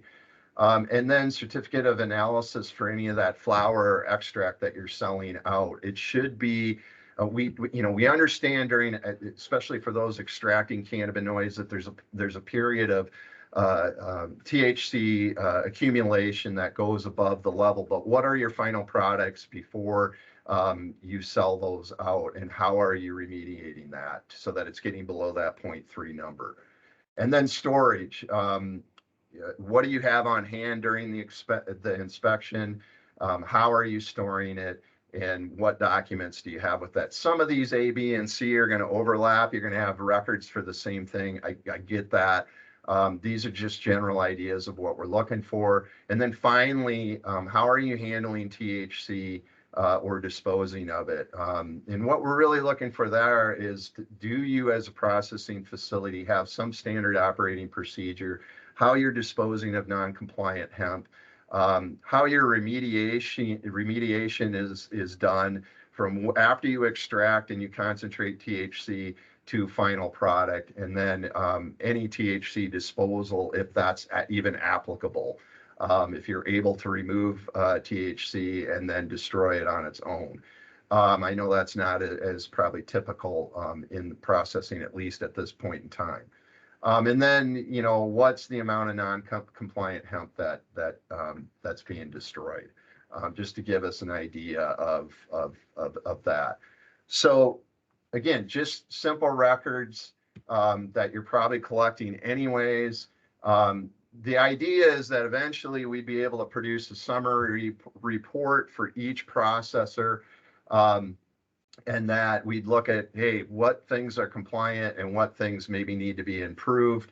Again, over the next 2 years, we're looking to learn more about this and work with processors. We're not looking at the enforcement part of it. But what we're hoping is that if you're licensed by us and you've been inspected and you have, you know, you're in good standing and have a good compliance report after we inspect you, that somehow helps you. I know a lot of processors who reach out, and this goes for growers too. They either reach out directly or your banks, okay, are reaching out, or it may be other folks that, you know, could be local law enforcement that are looking at other things or getting complaints from neighbors or something that think, hey, this is a drug operation, and we're able to say, no, they're in good standing with us. Look, we're investigating or inspecting them annually. They meet our compliance, and that assures, especially banks, it lowers the risk if they're going to give you a loan or you're looking at doing business with them. So, you know, there are benefits to this. At this time, we're not looking at any fees. For those of you that think we're just trying to nickel and dime you, I'll give you an example of another state that borders us is charging $2,000 to do processor inspections. That's in their law. We're licensing you and charging you a fee right now. I'm not saying that's always going to be the case because we have to pay for what we do. But right now, that is not something we are going to be doing. So logistically, what we're hoping to do is January 1 of 2022 started this licensing period, even though we did set up our licensing, or we opened it up earlier than that. January 1 is the start of the licensing year. December 31st is the close of it. So April 30th is the last day that you can purchase a license for processing or growing in Minnesota this year.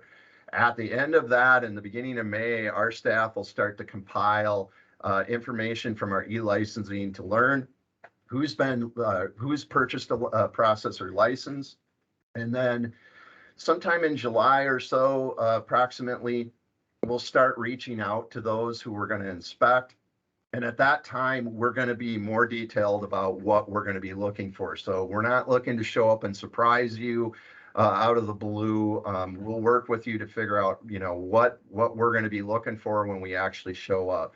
Sometime between July and December, I know that's a big window, but a lot of you understand that there's only 2 staff handling this program. We are required by USDA, even though we're trying to do more risk-based sampling, to sample the lots that are out there. That means each individual variety planted. So really August through October, we're really swamped. And I don't see us being able to do a lot of inspections of processors at that time. Processors are probably swamped at that time too, as well as those of you who are doing both growing and processing. So I'm thinking that this is probably something that's going to be from like mid-October through mid-December.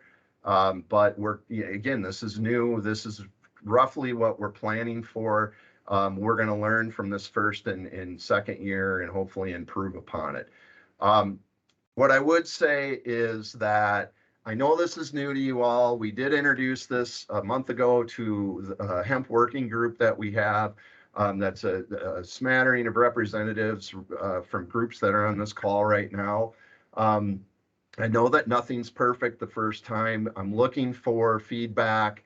I think we've scaled back a little bit and simplified this from what we showed the hemp working group before, but you know, email us at the hemp email if you have ideas that are constructive for us to make this something that will hopefully be smooth and, not cumbersome to you all.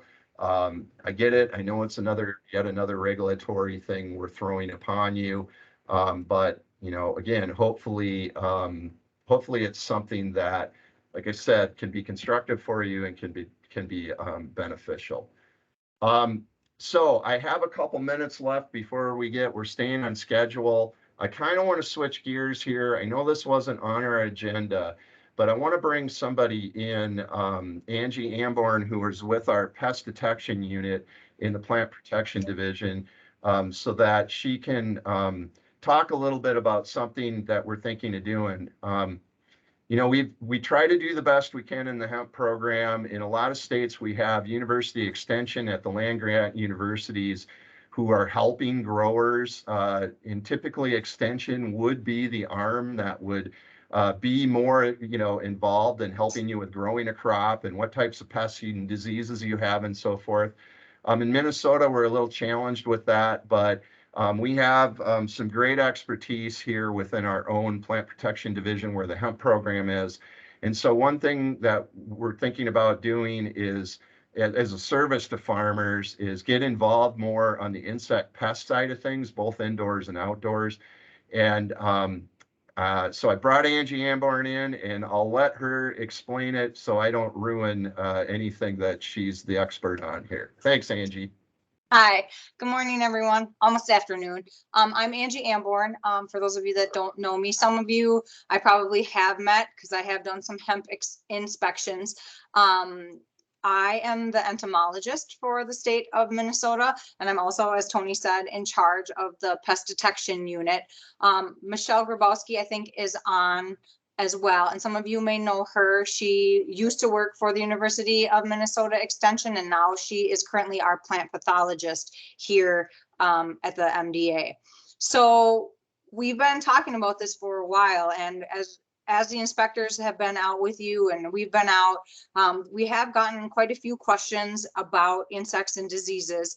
And sometimes we're able to answer them and sometimes we're not. And kind of where we landed was that we don't actually have a really good baseline information on what is out there in Minnesota. Now, there is some information, actually quite good information from some insects and diseases that are in Colorado, but we don't actually have a good baseline of what we have in Minnesota and what is affecting your crop. And so what we'd like to do is to start getting involved in that so that we can help you with that. And so just to start out, what we kind of envision is that Michelle and myself would look for maybe 4 farms just to start out, some volunteer growers that we could monitor your crop fairly intensively throughout the summer. Now, fairly intensively, I mean, maybe we would come once a month or every 2 weeks.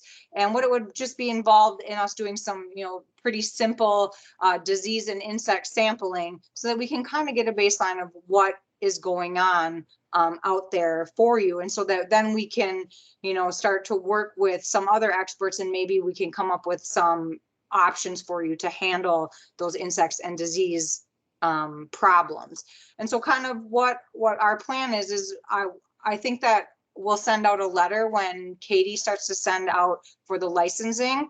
We'll send out a letter to remind you all of this when the licensing is closing, and then maybe we can get 4 good solid people that would commit to letting us do some sampling in your crops throughout the season. And then that way, we can start it, see how it goes, and then maybe we can expand it. And eventually we can come up with some kind of, hopefully bridge between us and then hopefully get the University of Minnesota involved and come up with some good IPM options for you all. Does anybody have any questions? It's brief, but we just would like to get that started for you all. We've got them. They're only able to put into the chat. So okay. If you want to put into the chat, go ahead. Angie, maybe put your email and Michelle's email into the chat so that Will do. People have access to that. one thing I want to say is that Angie is a bona fide, and so I don't know Michelle as well yet, but I've talked to her enough. They're both bona fide nerds. And I say that in a very good and complimentary way when it comes to insects and diseases. There's a lot of expertise in both of their brains. And I hope that we can, really forge ahead and do something here that's beneficial, especially this being a new crop. So I'm really glad that both Angie and Michelle reached out to us, because it's something we've been talking about for a while, and we've been waiting around again for that terrible word money to do this, but I think we're going to try our best. So I appreciate it. Looks like a lot are coming in. Yeah, thank you. That's great. Yeah. So, and we'll try to do our best. We probably won't be able to work with everyone, but hopefully those that we can work with next year, we can get Angie and Michelle to do a presentation on, some preliminary results. Yeah, that's a great idea. And so, right now, because we don't have a lot of funding for this, we're just going to I'm going to try to work it in with the rest of my, sampling and the rest of my work for the summer. And then hopefully we can maybe find some way to get some funding so that we could do a more targeted and larger survey so that we could encompass everyone. So this is just kind of like a preliminary survey, but I'd really like to get this off the ground. All right. Thanks, Angie, for the time. And I'm sure we'll be getting you integrated in here. So growers and even processors, you guys are receiving some of this stuff and weird bugs drop out and whatnot. It's always okay to take a picture with your phone and send those things our way too, and we can hopefully identify them for you. So yep. Just let us know about that. All right. Thanks, Angie. Yeah, thank you. Riley on? Just want I am here. Can you hear me? Riley. All right. You're ready to go? Yeah. I see you. Good. Okay. I'm going to introduce Riley from the Agricultural Utilization Research Institute, AURI. Riley, I'll let you give a little better, introduction of yourself. But before you get going, I'm really glad Riley's here. I think this is something that's been kind of behind the scenes for about 2.5 years now. Came to a reality, I believe, last summer when it was approved for funding. I just want to let everybody know, this is kind of our highlight talk. I think most of you will find it interesting. I wish we had more time and we could pick a project that's going on with folks out there doing grain, because there's a lot going on with that. And there's some people doing some really cool, innovative things, as well as people that are doing new and cool things with the cannabinoid part of the industry. And hopefully, as we progress, we'll be able to highlight more of those sectors of the hemp industry. So this wasn't intentional to leave anybody out, but I think this is a really cool project. It is funded amongst a couple different agencies are partnering with AURI, and it's really great to have AURI in our neighborhood to help us out with hemp. And I know Riley, you and both Harold Stanzlowski have spent a lot of time with hemp growers across the state trying to improve the industry, and for that we're grateful. So without any more talk on my side, I'll turn it over to you. Well, thanks a lot, Tony, and good morning, everyone. I'm really happy to be here. And first off, just want to say, yeah, we've really appreciated the collaboration and the relationship we've had with the Minnesota Department of Ag. Great to have you guys as well doing all the great work, and been interesting listening in today, everything that's going on. But I'm going to give a bit of an update on, as Tony mentioned, a project that's been funded. We're looking into an end use market for hemp fiber. And so I'm happy to be here today to give an update. We're about 6 or 7 months into this 3-year project here, so it's kind of in the beginning stages, but we've kind of had some pretty good progress, I think, already on it. So yeah, happy to be here to give an update. First off, though, I'm just going to give a little bit of a background about the organization I work for. So AURI, the Agricultural Utilization Research Institute. Our mission is to foster long-term economic benefit through development of value-added uses and for Minnesota commodities, food and ag products. And we do that throughout the state of Minnesota. We're funded by the Minnesota legislature in large part. We did recently switch to a fee-for-service model, but for startups, businesses, and entrepreneurs, it's a very reasonable rate. And then it kind of goes a bit of a sliding scale, goes up for there when we're working with larger companies. But we have several labs throughout the state of Minnesota. I work down at the co-products lab in Waseca, where we do co-product waste utilization, product and process development for different businesses. From waste streams, we have a lot of different toys in our pilot lab, pellet mill, hammer mill, dryer. We have a hemp decorticator, which I'll be talking about in this talk, which is supporting our project with the Department of Transportation. And then in Marshall, we have all of our analytical capabilities there. We have our PhD chemist, Michael Studelberg, runs up that lab. We have some different food capabilities, such as a smoker and some different development things there, but large part HPLCs and doing kind of analytical chemistry to support our Waseca lab. And then also up in Crookston is where our headquarters at, a lot of our administrative staff offices up there. And then St. Paul, we have a few offices on the campus there, on the St. Paul campus of University of Minnesota. So our focus areas are food, bio-based products, bio-based renewable energy, and co-products. As I mentioned, I work out of the waste utilization of the co-products lab down in Waseca. But I guess right away, talking about hemp today, you can see all these 4 areas, kind of a home run for us to get involved with hemp because it fits really nicely under all of these different areas, looking at, the grain for food side, and then the stalks and the fiber for the bio-based, and fuel coming from the byproducts, and then just different byproducts, looking at feed and things like that for the byproducts of the meal and the hulls and different things from the food processing side. So yeah, we are really, well poised to be doing development with hemp. And AURI services, so applied research and development, we do that. We do it through not only client projects, but we also do initiatives where when we get enough interest in a certain topic, we'll actually dedicate our staff resources, both our technical team and business development team, to kind of do an initiative on something, put together a report on industry at large to kind of bring more information and kind of satisfy common requests that are coming in. So we did see that with hemp in a big way, and we've on my next slide, I'll kind of show what we did to address that. And then we have our hands-on scientific assistants at our various labs, as I'd mentioned, and we have a food team that does a lot of technical work, helping groups to work through food safety plans and kind of getting food businesses started up, going through some of the hurdles on that and assisting there. They do great work in their large part virtual office.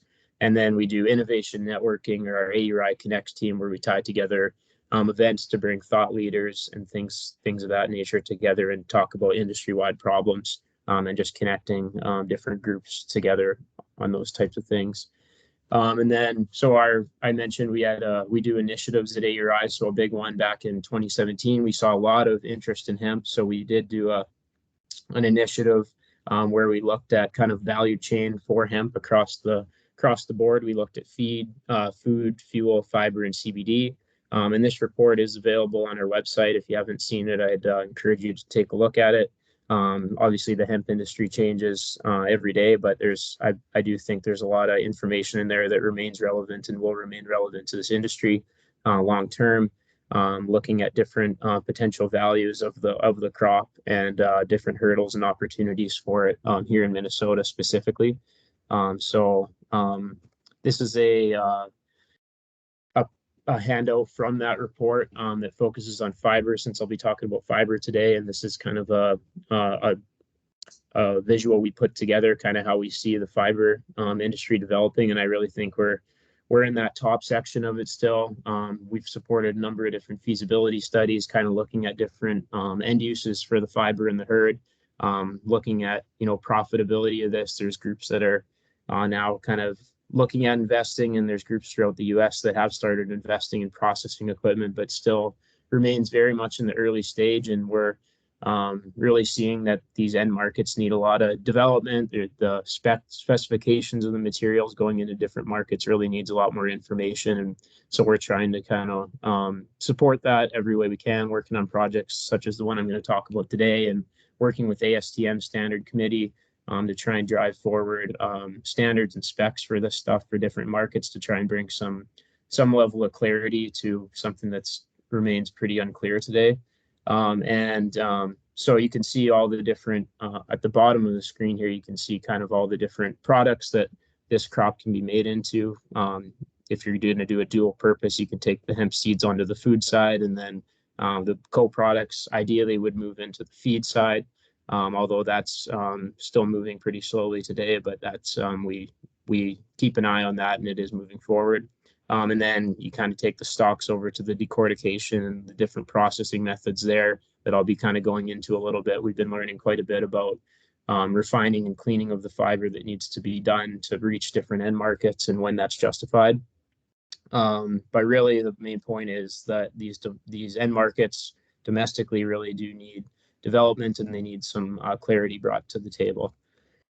So coming to this project that I'm going to be speaking about today, so we did go in with, as partners, we had the Department of Ag, we had the Department of Transportation, who really approached us about this, and the DNR, and they came to, the DOT came to AURI and the MDA kind of looking at, they've got a mandate that they're going to have to phase out plastic components in erosion control products, such as sediment control logs, erosion control blankets. You can see some of these pictured. Here's a control log, and here's a erosion control blanket being laid out. Things like hydro mulching. So you'll see that on construction sites. It's usually a different color, like green or blue. That's a spray product, and it's large part wood fiber today, but they have binders that are in there that aren't always necessarily biodegradable. And then things like silt fences as well is another one that uses polyplastic today. So they're under a mandate to get all of those completely biodegradable, completely bio-based. And so they're really interested in looking at hemp fiber to replace that. So, we had just got our decorticator down in Waseca, and so we thought it was a good time to be able to support this project.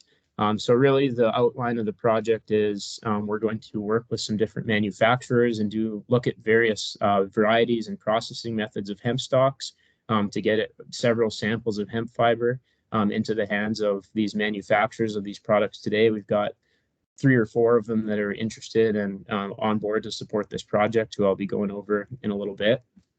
But they'll be producing prototypes of erosion control blankets, sediment control logs, focusing on both the fill of the material, and also we're going to be looking at the possibility of making yarns to replace, whether it's jute yarn or coconut yarn, that would be the other natural bio-based materials, but those are being imported from the Philippines and China and India today. So seeing if we can take a look at what that would take to make that domestically with a domestically sourced fiber. And then having these groups both make the fills and the netting out of these hemp-based materials. And then we'll be having one of the companies actually has their own testing lab, but MnDOT is providing time in kind to actually work on the Min Road site near Albertville and take the prototypes and actually lay them out, see how they do over time compared with the current the current products they're using today, and see if we can't meet or exceed the specs of those products.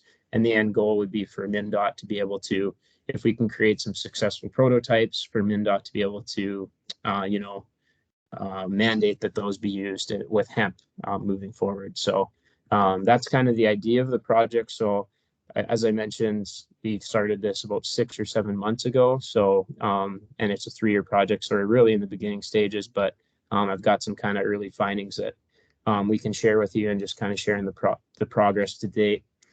So we have the decorticator. This is our unit here on the right. It's a piece of equipment out of Czech Republic. It's really a series of cleaners and openers. So it's picking and rolling large roller calendars that are crushing the hemp stalks, and then picking to do some cleaning, and then also opening of those fibers.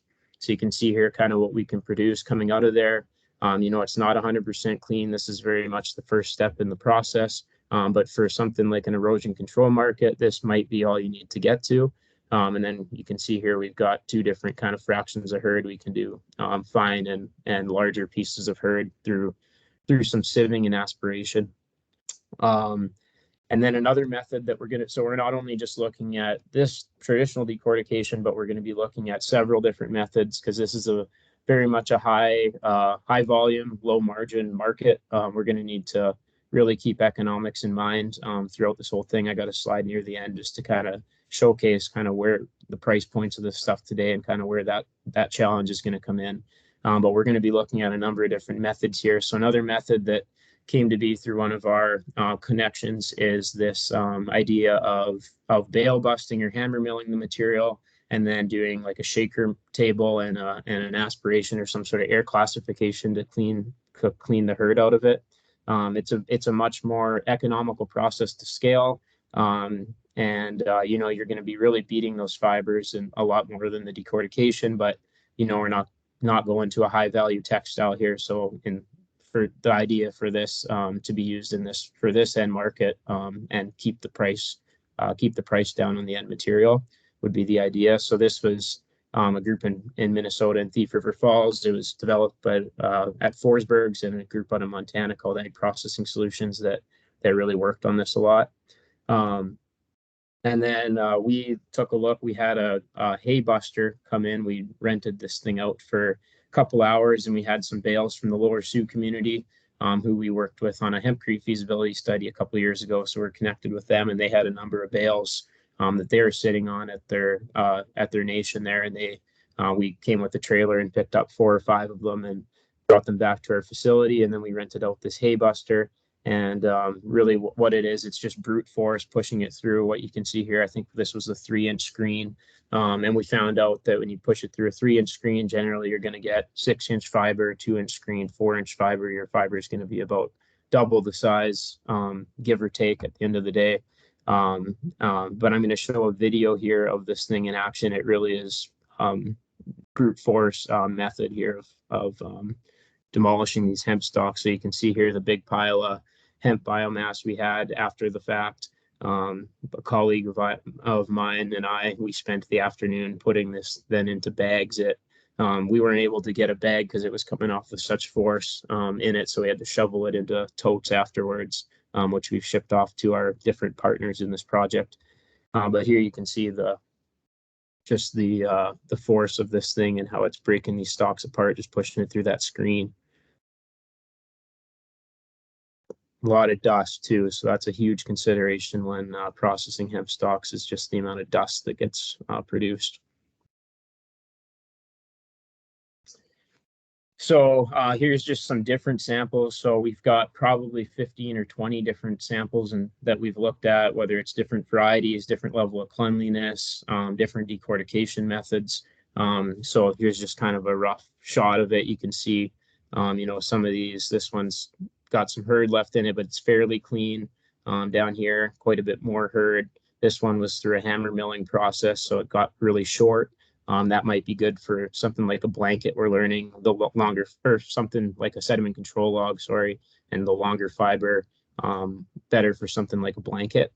So we're kind of learning that as we go. And then if we're gonna, get into some yarns and stuff, you got to really get most of that herd out of the material. So something like this that went through some modified textile cleaning equipment. On the left here, top left, it got basically 98% of the herd out of that, and that's what it needs to go through the next machine, which would be a carder, to get that aligned to go through the spinning and drafting equipment. I'm going to show some pictures of that equipment in a little bit here too. But that top left compared with top right here, this Anka fiber that just went through our decorticator and our decorticator only, and that you see there's quite a bit of herd left in there, but for a fill, for a blanket or a log, that might be all you need. So here's kind of these are kind of the yarns that we're looking to produce here. So on the right, we have that's a jute yarn that one of the manufacturers we're working with, Silt Sock in Minnesota, they use today to make blankets. And then this white yarn over here, this is or this sock material, the yarn that makes that's for for sediment control logs.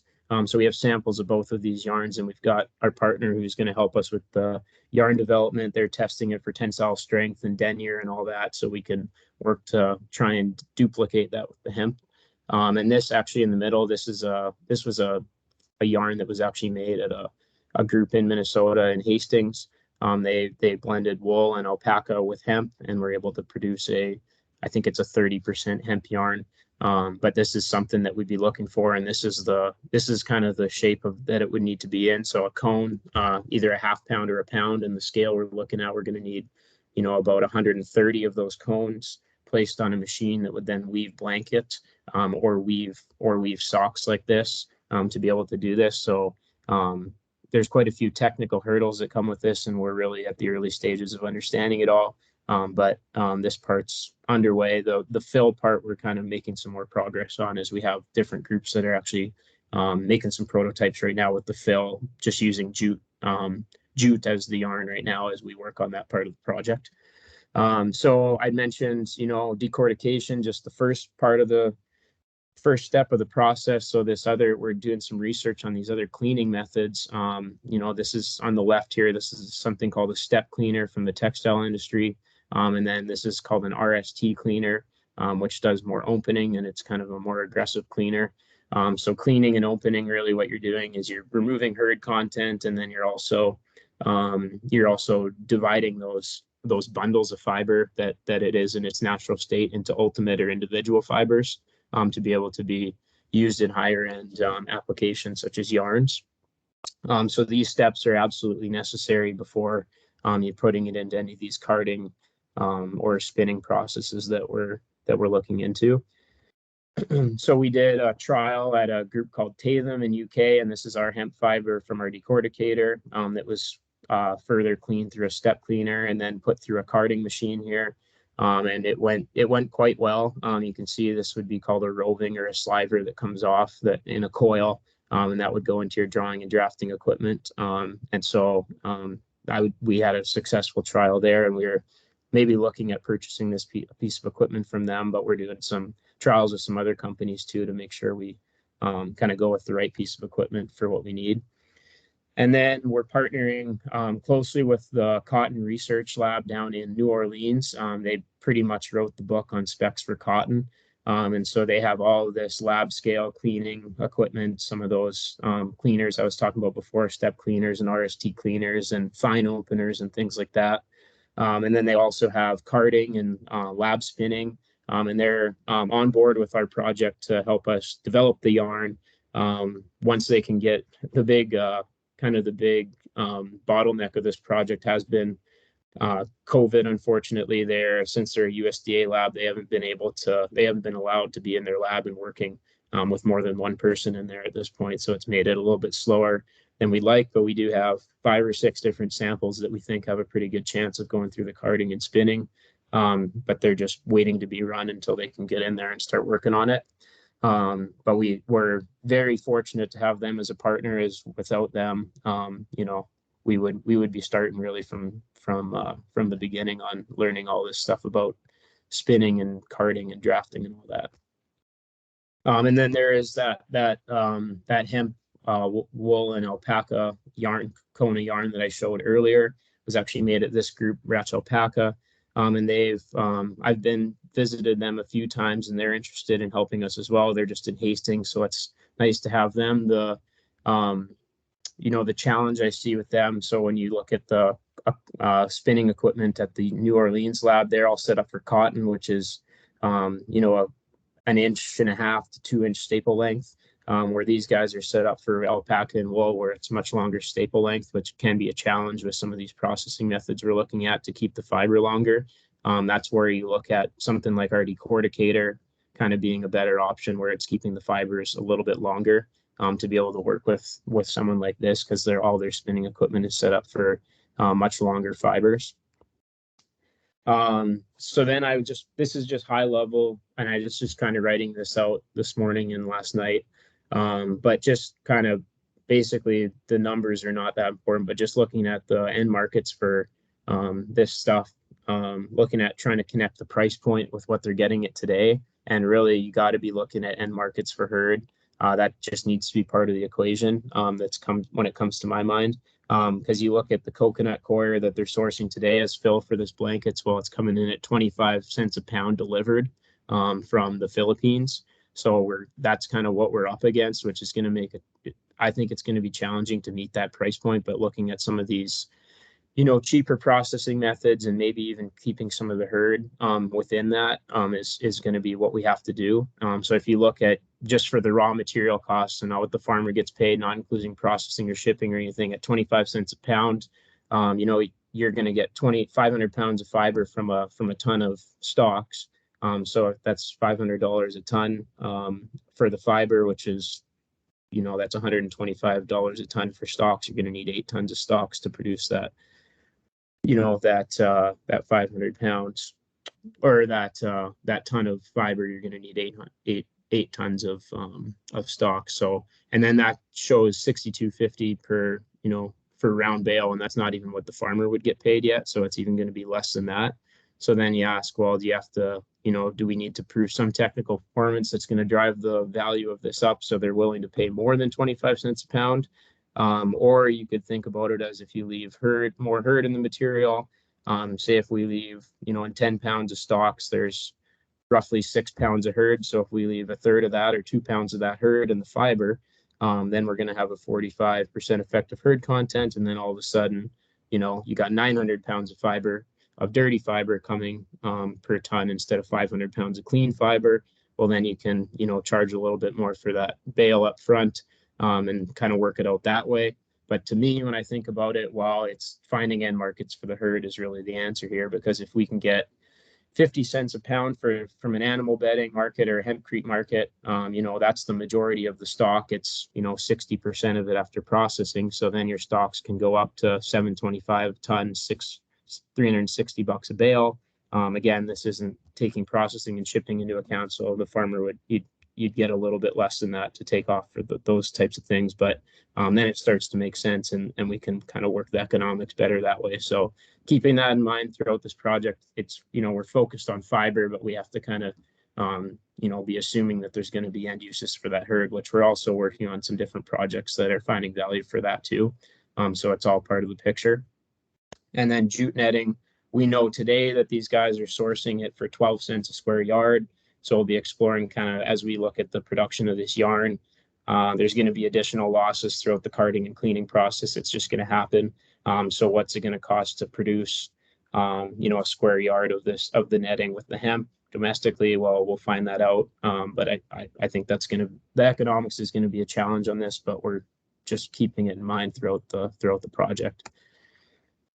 So just here's all our partners that are helping us with this. We're very lucky to have great partners on this one. Obviously, the Department of Transportation, they came up with the idea for this project and they approached us for it. So we're very thankful for them, and they're providing all their work in kind, not charging anything for it. And they just want to see this move forward. So Ken Gravy over there has just been great to work with. And we had them down to our lab a couple weeks ago to show them kind of everything we're working on, and they're very supportive. And then we got some of these companies. So we got Hemp Acres, who's actually in Minnesota. They've got kind of a similar operation to the shaker table and bale busting for fiber, and they're in production right now. We've got some of their fiber off to American Excelsior working on a log. And then we're looking at also with HMI here, that's Hamilton Manufacturing out of Idaho. They do hydro seeding or the spray material, and they're very interested in this. They've actually looked at it in the past, but the price points could never get there for them. But they were focusing on material that was using traditional decortication. So looking at these other methods, we might be able to help drive that cost down a little bit. But they're gonna run a trial for us, make 12,000 pounds of hydro seeding for the Minnesota Department of Transportation to work with and spray down on their Min Road site. So that's underway, and we're likely sourcing that material from Hemp Acres. And then Formation Ag out of Colorado, they've got a decortication technology as well. They've been working a lot on over the years. It's come a long way and makes some pretty impressive fiber that American Excelsior is very interested in for the fills of blankets. So we're having about a ton of material sent to them right now, and they're in the development of a prototype of a blanket with that fiber. And then obviously the USDA lab that I mentioned are going to be key in developing that yarn, helping us kind of figure out the challenges of that. And then we have Silt Sock, last but not least, in Minnesota, who have the ability, once we do produce the yarns, to actually weave the blankets and the socks for us to be able to test that part of it. And those will all be tested at the Department of Transportation Min Road site there. And so, yeah, those are our partners on this that we're very lucky to have. And it's awesome how excited everyone is about this. And it's just been great information sharing and all the rest of it. So, and lastly, just, the reason this project is happening is because of the Environment and Natural Resources Trust Fund, or the Legislative Citizen Commission on Minnesota Resources, LCCMR. They provided the funding for this, so this wouldn't be happening if it wasn't for them. And this is actually the fund that comes from the Minnesota Lottery funding. So very grateful for them for providing the funding for this. And this is, I kind of see this as a phase one, kind of understanding kind of the drawbacks and kind of some of the challenges to this. And I think there's a very good chance for a phase two of this as we kind of really look into this market opportunity and try to bring it to commercialization. And there's just such a high volume opportunity for hemp fiber, and starting to get these stocks that farmers are sitting on out into the marketplace, and having an end market that's going to justify some of these investments in processing technology is exactly what we need. So again, I'm grateful to be working on this and taking a lead on this project, and happy to give the update to everyone today. And that's all I had. So, any questions or comments, hemp industry at large, or the erosion project, feel free to reach out. I'm not sure if I'll be able to respond in the chat if we have time for questions or anything, but there's my number and my email. So definitely feel free to reach out. I'm happy to chat anytime. So thanks for having me. And that's all I got. Thank you, Riley. That was awesome. I have a few questions that were in the chat that I would like to, so you don't have to go back and sort through it. One thing I would ask you to do, even though you had it up on your slide, I think it's just easier for people. Could you type in your email into the chat just so everyone has it? There were a couple folks that were interested in this type of work, and I suggested they reach out to you. I don't know if you guys are looking for any partnerships or whatever, but you certainly have the knowledge on it. So if you can do that, that would be great. A couple questions. First one, Scott had a question. Are there established prices for the end products that you're working on, or are they subject to negotiation? Yeah, so that's where the end do we, I guess I'd clarify if that's the end product is in the blanket itself, or is that the end product in like the yarn and the fills? I'm assuming it's the blankets themselves and the logs. And there are end prices on that. And I think that, that's where some of this performance testing is going to come into place, because I think it is negotiable if we can prove one, you're looking at the fact, is it technically, does it technically perform better? And that's why we're looking at all the ASTM standard testings, and we're going to get some quantitative data behind that. But then two, you're also got the benefit of sourcing domestically this material, which is a very timely benefit with everything with COVID and supply chain shortages, and shipping things from overseas is obviously can be a headache for some of these companies. And we're hearing that big time as we're talking to them. So that's also another, a benefit where the price point, I think, can and should be negotiated for those reasons. Excellent. The other question Andrea had was, can you explain the difference between an erosion control blanket and, like hemp clothing blankets? So an erosion control blanket, it's basically you're just laying the material down and you're air laying it on top of like a netting. So it's like, there's holes in the netting, maybe like inch holes in a picture, like a fishing net or like a basketball net. So it's like a net like that. And then you're basically just pressing down loose fiber onto that, where like a clothing blanket would actually be woven with the fibers, being woven together a lot more tightly. And you're going to need likely more, a lot more clean fiber. And that's kind of a higher end use would be a clothing blanket as compared with the production process of an erosion blanket. One question that came up, Michael just asked, and it kind of stole my thunder because I was thinking of it too. So we always talk about fiber in this sense with the fiber developed varieties. But what opportunities are there for something like this? I know it's early on that you could see, let's say you're a CBD grower and you've got you've harvested your flower and you've got these stalks left, or, obviously we know there are dual use grain fiber varieties. Are those useful in this, or would there potentially be a market for someone growing for cannabinoids to sell their fiber stock? Yeah, so we're not looking so much at cannabinoid stocks. I mean, in my experience looking at that, there's a lot less fiber content and there's a lot more herd content in those. They're kind of a lot thicker stocks. It's something that we should look at, I think, though, just running it through something like, obviously our decorticator, it's not going to process it very well because it's not made for something like that, but something like that bale buster, I mean, throwing it through and seeing how it goes, I think we should look at that. But I guess I didn't mention is what we are focused on here is dual use purposes. So or dual use fiber. So the fiber that comes from the stalks that come from the grain variety. So after you've already got value for that seed, whatever it is, 40 cents, 50 cents a pound, and tying that in with that 50 cent a pound herd, that's where the economics can start to make sense on this. And if it's like an off spec stock or something that wasn't going to make the higher value market, that's kind of where we want to focus on.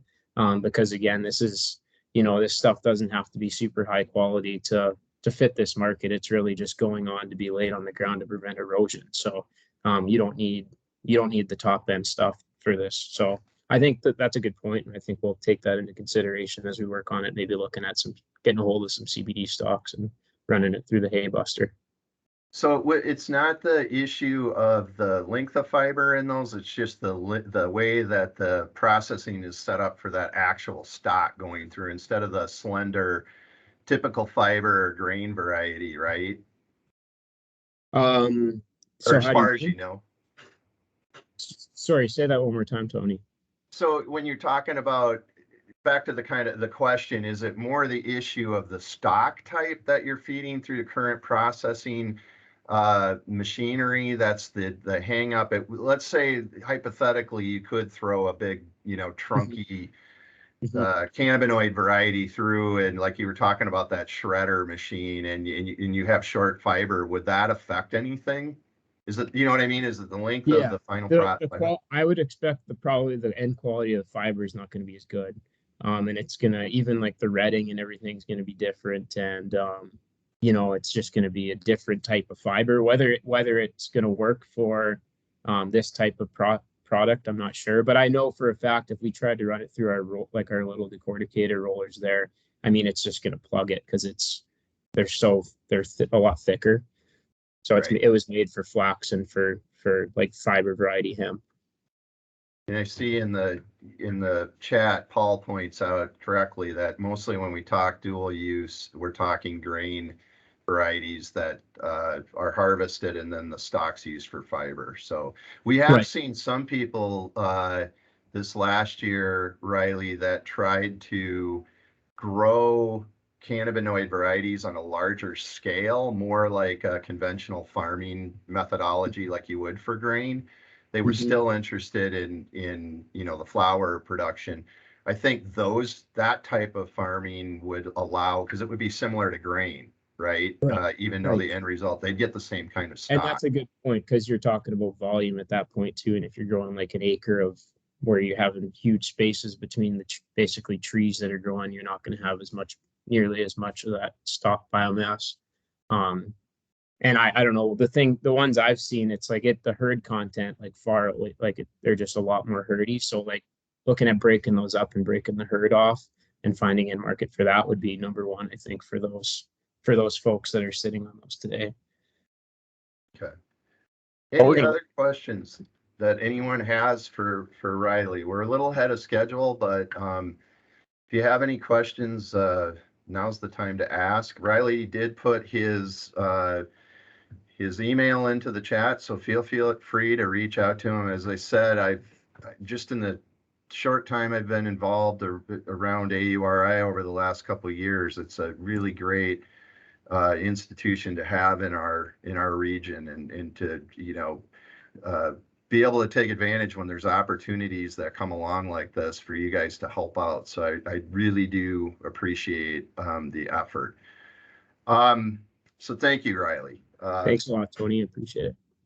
The other thing I want to, we'll kind of close up shop early here. I do want to bring on one more person to maybe close things out. Before we do that, though, we're looking at, has anyone opened up a hemp mill yet in Minnesota? Riley, do you know? You probably have a better handle. I don't know. Katie, are you familiar with anyone yet that's milling fiber? Or are you talking about, Ben? Are you talking about what type of milling specifically?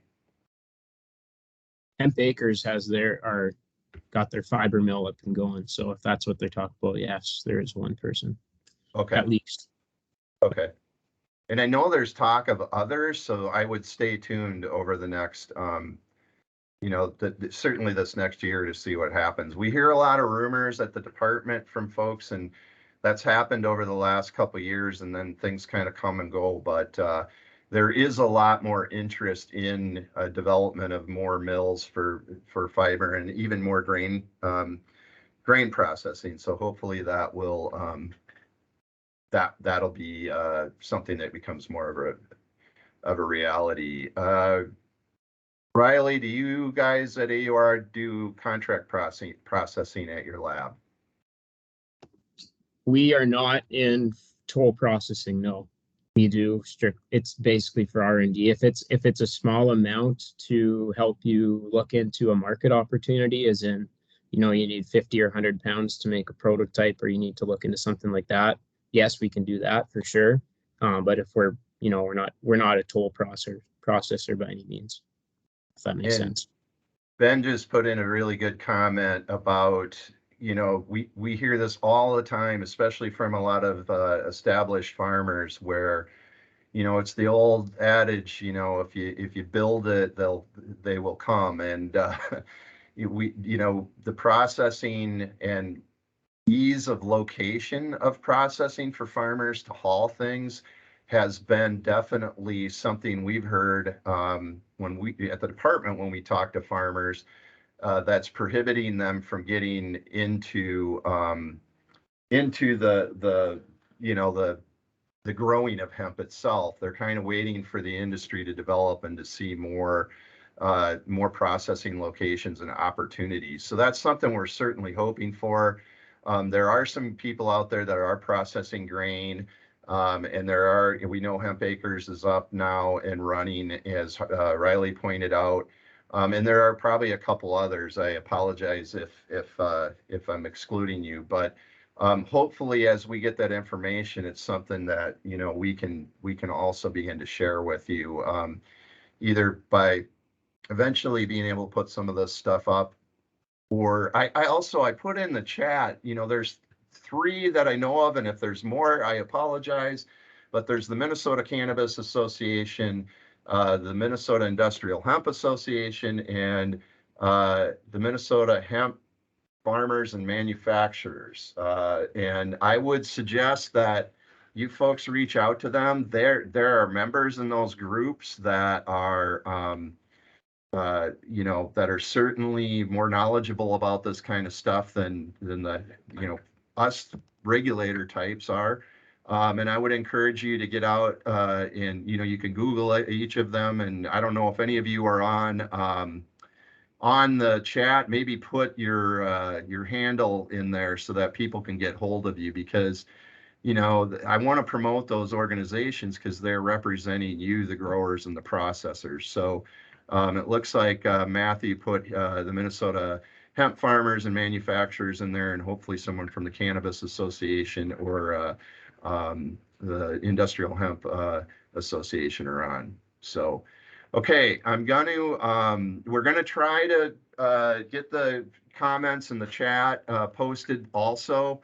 I'm hoping we can do that. I'm not the expert on that. What I would say is, I know we kind of talked about this at the beginning. We will be posting the recording of this, and we also will somehow find a way to get those presentations up that were presented today. But finally, I'm hoping, Andrea, are you on? I'm here. Okay, so what I want to do, we kind of bookend this with the number one and number two person in charge of the maniacs in the hemp program here.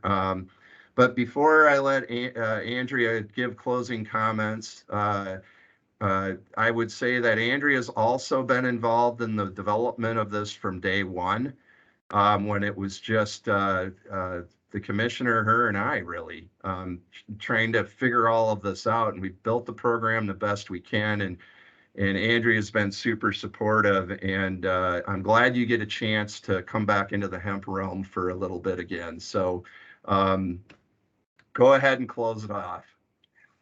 Thanks, Tony. I had the chance to listen in this whole time, and it's just been absolutely incredible to see just the amount of interest and how far we've come. And I'm just really grateful to all of you for the hard work you're putting in to grow and build this industry. And I'm obviously very thankful for our amazing staff. They are a bunch of maniacs in the best way. And we're just really grateful that you're willing to spend some time with us this morning and ask your questions. And just again, thanks for everything you do. And we know it's a lot. We know it's a lot of changes. We know there's a lot to learn and know and understand, but we're grateful for your partnership. So thanks again, everybody. We really appreciate it. Thank you, Andrea. And again, thanks to all of you. Good discussion in the chat. I wish we could be in person with you, but hopefully we'll be out interacting with you this year. Let's hope, knock on wood, that everyone stays safe and healthy out there. And if you have any questions that we can answer, or if we can't answer it, hopefully we can get you to the right person. I know sometimes that's frustrating that we have to stay in our zone. We also don't want to give you misinformation. So reach out to us. We're always here, and here's to hopefully good luck and a good season coming up here. So thank you, everyone.